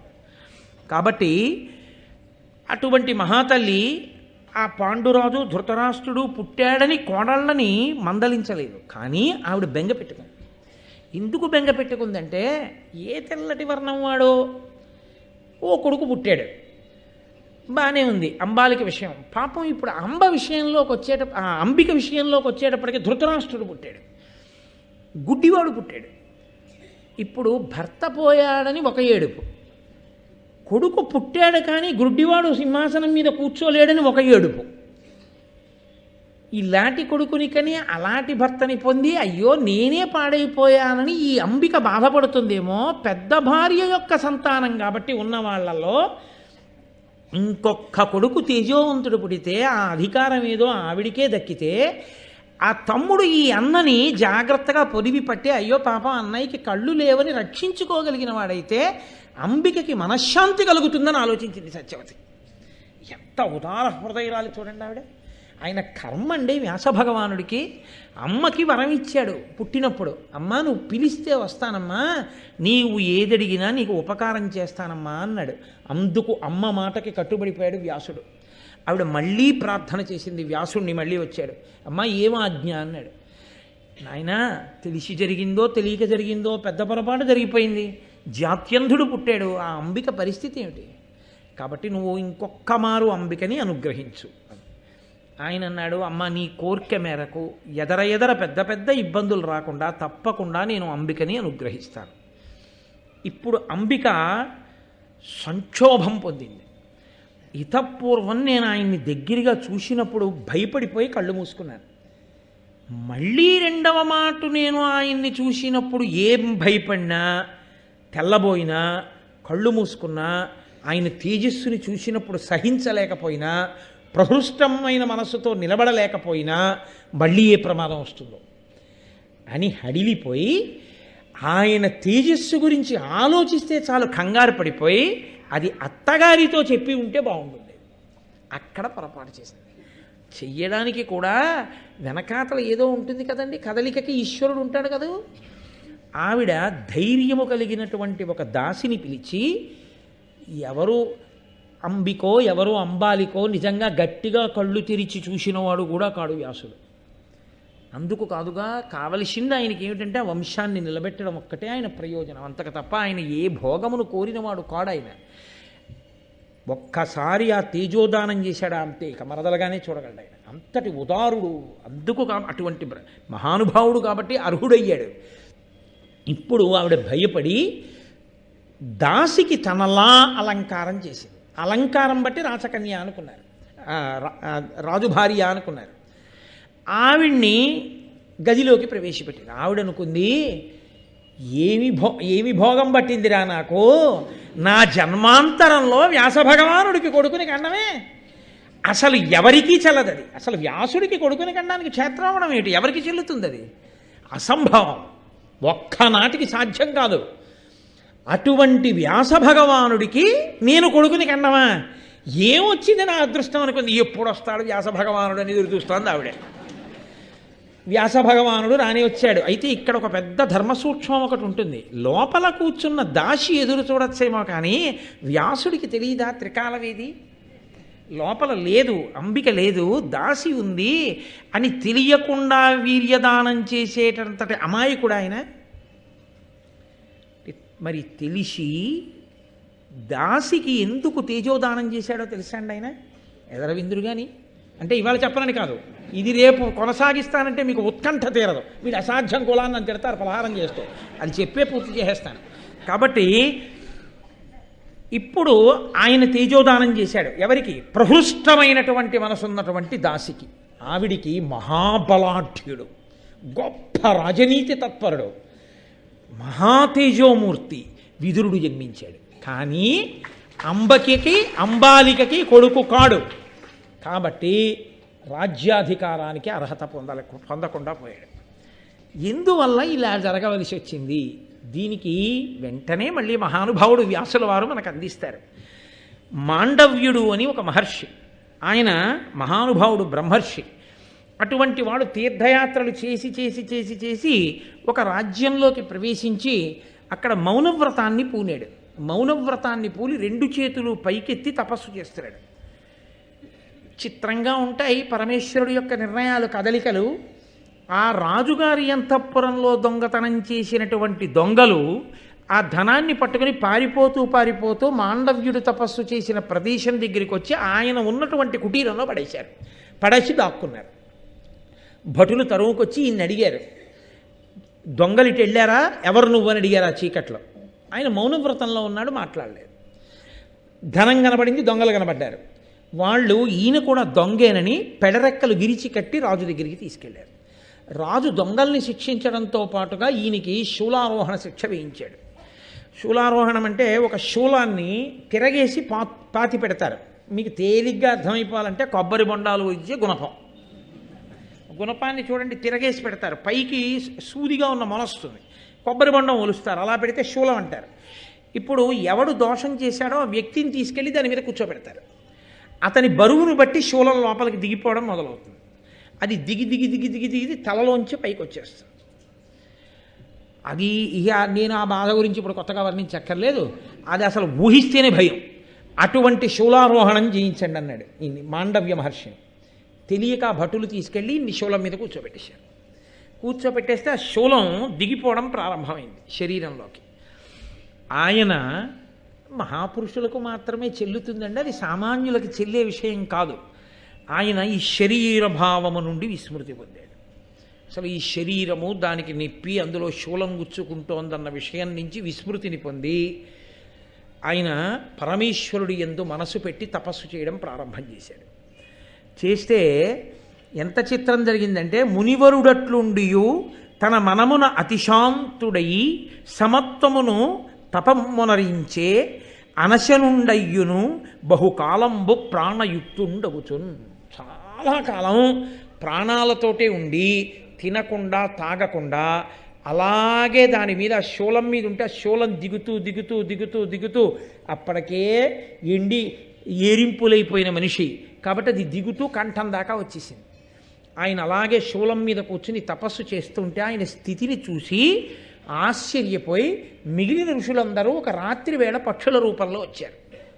వచ్చి అసలు మహానుభావ శూలారోహణం చేయిస్తే దేహభ్రాంతి లేకుండా అలా బ్రాహ్మీమయమూర్తిమై ఎలా ఉండగలిగావు? కలియుగంలో భగవాన్ రమణులు లేరండి ఆ స్థితిలో. పాతాళలింగం దగ్గర తపస్సు చేస్తే తొడల కింద తేళ్లు జర్రిలు చేరి కొరికేస్తే మాంసం ముక్కలు ఊడిపోయి నెత్తురు కారి అట్టలు కడితే ఆయన అలాగే తపస్సులో ఉండిపోయారు ధ్యానమునందు. ఎప్పుడో కాదు, కలియుగంలో అరుణాచలంలో భగవాన్ రమణులు అటువంటి తపస్సు చేశారు మహానుభావుడు. చంద్రశేఖర పరమాచార్య స్వామివారు ఇలా వీపుని ఒక గోడకి ఆంచి సమాధిలోకి వెళ్ళిపోయారు. ఒకప్పుడు వెళ్ళిపోతే ఆ చెదపురుగులు చీమలు ఆయన వీపంతా కొరికేసాయి. కొరికేస్తే ఆయన కొంతసేపటికి బహిర్ముఖులయ్యారు. బహిర్ముఖులైతే అప్పటికే నెత్తుటి చుక్కలు పైకి చిమ్మింది శరీరం. ఆయన ఇలా ఒంగుని శిష్యుల్ని పిలిచి అన్నారు, చెదపురుగులు నా శరీరాన్ని కొరికాయా చూడండి అన్నారు. అంటే వాళ్ళు వచ్చి చూసి అయ్య బాబోయ్ ఎన్ని చెదపురుగులో అని కొట్టయిపోయారు. ఆయన అన్నారు, కొట్టకండి కొట్టకండి, అలా కొడితే చనిపోవు, అంతటా ఈశ్వరుడు అంతర్బహిష్యత సర్వం వ్యాప్య నారాయణ స్థిత. ఈ బంగారం ముట్టుకోవడానికి ఉపయోగించే శ్రావణం ఉంటుందే, దాని మొనలకి దూదులు కట్టి జాగ్రత్తగా గట్టిగా నొక్కకుండా ఒక్కొక్క చెదపురుగుని తీసి పక్కకి మళ్ళీ గోడ మీద వదిలేయండి అన్నారు. ఈలోగా మిగిలిన చెదపురుగులు కొరికేవా అన్నారు. కొరికితే కొరకనివ్వండి తప్ప అవి మరణించడానికి వీల్లేదు, ఒక్కొక్క దాన్ని తీసేయండి అన్నారు. అని ఆయన వంగి కూర్చుంటే చెదపురుగులు నెత్తురు చిమ్మెట్టు కొరికేస్తుంటే ఆయన్ని శిష్యులు అలాగే శ్రావణంతో తీశారు చెదపురుగుల్ని. ఆయన వీపంతా కురికేసి పుల్లమయమైపోయింది. సాయంకాలం స్నానం చేసి అనుష్ఠానానికి వెళ్ళిపోయారు. మహాపురుషులు మహాపురుషులే. అందుకే మహాపురుష స్థితిని పొందాలి, కానీ దాన్ని మనం అనుకరిద్దామంటే కుదిరే విషయం కాదు. కాబట్టి ఆయన అలా తపస్సు చేస్తే ఆ ఋషులందరూ పక్షుల రూపంలో వచ్చి అడిగారు. అడిగితే ఆయన అన్నాడు, దానికి బాధపడ్డం ఎందుకయ్యా? ఎరిగి ఎరిగి నన్ను అడుగంగనేలా సుఖము దుఃఖంబు ప్రాప్తించు చోట నరుడు తగిలి తన కర్మవశమున దనరుదానకర్తగా అన్యులకు ఏమి కారణంబు. ఏవో చేసిన తప్పులుంటాయి, గత జన్మలలో చేసిన కర్మలు, అవి ఇలా అనుభవించవలసి ఉంటుంది ఈ శరీరం వల్ల. కాబట్టి ఈ శరీరం ఖేదం పొందుతూ ఆ చేసిన పాపం పోతోంది అని ఆయన ఆ ఋషులందరికీ సమాధానం చెప్పాడు. వాళ్ళు ఆశ్చర్యపోయి వెళ్ళిపోయారు. అక్కడ రాత్రి వేళ కాబట్టి కొంతమంది భటులు నగర రక్షణార్థం తిరుగుతున్నారు. వాళ్ళు చూసి అయ్య బాబోయ్ ఇతను చచ్చిపోలేదన్నమాట, తపస్సులో ఉన్నాడు, ఎంతటి మహానుభావుడురా, ఇంతకాలం కూడా శూలానికి తపస్సులో ఉన్నాడా, ఋషులు వచ్చే మాట్లాడుతున్నాడా అని పరిగెత్తుకుంటూ వెళ్ళి రాజుకు చెప్పారు. ఆ రాజు అయ్య బాబోయ్ ఎంత తప్పు అయిపోయింది, నేను మహర్షికి శూలం వేశానా అని గబగబా వచ్చి ఆయన్ని ఉత్తరించమన్నాడు. శూలంలోంచి ఉత్తరించడానికి కుదరదండి, కంఠం పక్కకి వెళ్ళి ఆ శూలం పైకి పొడుస్తోంది. కాబట్టి ఇప్పుడు శూలాన్ని బయటికి లాగడం కుదరదు, శూలం నుంచి ఇన్ని పైకి లాగడం కుదరదు, ఇబ్బంది వస్తుంది. అందుకని శూలం మొదలు వరకు కోసేస్తామన్నారు, కోసేయమన్నారు. ఆ శూలం మొదటి వరకు కోసేస్తే ఆయన కంఠం దగ్గర నుంచి ఆ శూలం కొయ్యడంలో ఇలా మొన పైకి వచ్చింది. ఇలా పైకొచ్చి ఉండిపోతే ఆయనని ఆణిమాండవ్యుడు అని పిలిచారు. శూలం శరీరంలో ఉండిపోయింది కాబట్టి ఆయన తన తపశ్శక్తితో అన్ని లోకాలకి వెళ్ళాడు. వెళ్ళి ఏ తప్పు చేస్తే గత జన్మలలో ఇంత పెద్ద శిక్ష పడింది తెలుసుకోవాలనుకున్నాడు. చిత్రగుప్తుడు రాస్తూ ఉంటాడుగా, యమలోకానికి వెళ్ళి యమధర్మరాజు గారిని అడిగాడు, ఏం తప్పు చేశానయ్యా గత జన్మలలో, నేను ఏ తప్పు చేస్తే నాకు ఇంత పెద్ద శిక్ష పడింది చెప్పు అని అడిగాడు. ఆయన చిట్టా తీసి అన్నాడు, మీరు గత జన్మలో చిన్నపిల్లవాడిగా ఉన్నప్పుడు తూనీగల్ని పట్టుకొని, ఆ తూనీగలు రెక్కలు పట్టుకుంటూ ఉంటారు, పట్టుకుని వాటి పృష్ఠభాగముల యందు సూదులు గుచ్చుతూ ఉండేవారు, తెలిసో తెలియకో పిల్లవాడిగా. ఆ చేసిన పాపం పోవాలి కాబట్టి మీకు శూలారోహణం పడింది ఈ జన్మలో. ఏ జన్మలో జీవుడు ఏ పాపం చేసినా ఎప్పుడోప్పుడు అనుభవించక తప్పదు, అందుకని ఇప్పుడు అనుభవించారన్నాడు. అంటే ఆణిమాండవ్యుడు అన్నాడు, నేను తూనీగలని పట్టుకుని సూది గుచ్చానన్నావు కదా, అప్పుడు నా వయసు ఎంత అని అడిగాడు. చిన్నపిల్లాడు మీరు, ఏదో 9 ఏళ్ళో 10 ఏళ్ళో. 14 సంవత్సరముల వయసు వచ్చే లోపలి పర్యంతము బాలుడు అని పిలుస్తారు. ఈ లోపల తెలియక ఏదైనా పెద్ద తప్పు చేసినా శాస్త్రం దాన్ని చిన్న తప్పుగా తీసుకుంటుంది. ఇప్పటికీ బహుశా బాలనేరస్తులు అని అనడానికి కారణం ఇదేనేమో ప్రాతిపదిక. కాబట్టి అది పరిణతి చెందని వయస్సు, తెలిసి తెలియని వయస్సు, అది ధర్మమా అధర్మమా తెలియని వయస్సు. కానీ ఆ పిల్లల పట్ల ఎవరైనా తప్పు చేస్తే మాత్రం ఘోరమైన పాపంగా వేస్తారు. వాళ్ళది తెలిసి తెలియని వయసు, నీకు తెలుసు, నువ్వెందుకు వాళ్ళకి అపకారం చేయాలి? అందుకని ఎవరైనా చేస్తే ఒప్పుకోరు. పిల్లలు చేస్తే మాత్రం ఆ తప్పుని పెద్ద తప్పుగా శాస్త్రం తీసుకోదు 14 సంవత్సరాలు వచ్చే వరకు. నేను 14 సంవత్సరముల వయసు లోపు చేసిన తప్పుకి ఇంత పెద్ద శిక్ష నువ్వు ఎలా వేశావు? కాబట్టి ఇన్నాళ్ళకి నువ్వు ధర్మం తప్పి శిక్ష వేశావు, అది వేసి నాకు వేశావు. కాబట్టి ఇప్పుడు నువ్వు చేసిన తప్పుకి నువ్వు శిక్ష అనుభవించాలిగా. ఇంత ధర్మం తెలిసి సింహాసనం మీద కూర్చునే అధికారాన్ని కోల్పోయి 4వ వర్ణమునకు చెందినటువంటి ఒక వనిత గర్భమునందు పుట్టి ఇప్పుడు ఎంత ధర్మం తెలిసున్నవాడువో అప్పుడు అంత ధర్మం తెలిసున్నవాడవై ధర్మం చెప్పడానికి పనికొచ్చేటటువంటి వాడివై సాక్షాత్తు రాజులకు అన్నదమ్ముడవైన తేజస్సు కారణంగా క్షేత్రకారణం చేత దాసీపుత్రుడవై రాజ్యాధికారము లేక మర్త్యలోకమునందు భూలోకమునందు జన్మించదవుగాక అని శపించాడు. ఆ కారణం చేత యమధర్మరాజు గారు విదురుడిగా రావాలి ఒక దాసికి. అందుకని లోపల ఉన్నది అంబిక కాదని తెలిసిన మాండవ్యుని శాపం నిజమవ్వాలి కాబట్టి వ్యాసభగవానుడు తేజోప్రదానం చేశాడు. చెయ్యడం వల్ల ఆ దాసియందు మహానుభావుడైనటువంటి విదురుడు జన్మించాడు. ఆ విదురుడు అందుకే ఎప్పుడూ నీతి చెప్తూ ఉంటాడు ధృతరాష్ట్రుడికి. వరుసకి అన్నదమ్ముడయ్యాడు, కానీ ఆయన మాత్రం రాజ్యాధికారాన్ని పొందలేకపోయాడు. ఎందుకంటే రాజుల యొక్క క్షేత్రమునందు జన్మించిన వాడు కాదు కాబట్టి అని. ఇంత ధర్మ సంక్లిష్టమైన పరిస్థితిలోంచి ఆ వంశం ఎలా గట్టెక్కిందో, సత్యవతీదేవి ఎంత ఉదారమైన పాత్ర పోషించిందో, కోడళ్ళ దగ్గర అత్తగారిగా ఎంత ధర్మాన్ని పాటించిందో, ఆ కోడళ్ళు ఎంత ధర్మాన్ని పాటించారో ఆ వంశం ఎలా నిలబడిందో, ఆ కారణంగా ధృతరాష్ట్ర పాండురాజు విదురులు ఎలా పుట్టారో ఇవాల్టి రోజున మనం విన్నాం. రేపటి నుంచి ఇంకా రసకందాయం భారతం. ఎందుకంటే పాండవులు, కౌరవులు, దుర్యోధనుడు, 5గురు పాండవులు పుడతారు. ఇంకిక్కడి నుంచి అద్భుతమైనటువంటి ప్రక్రియలో భారతం ముందుకు నడుస్తుంది. కాబట్టి రేపు సాయంకాలం 6:30 మనం తిరిగి కలుసుకుందాం. మంగళాశాసనపరై మదాచార్య పురోగమై సర్వైశ్చ పూర్వైరాచార్యై సత్కృతాయాస్తు మంగళం.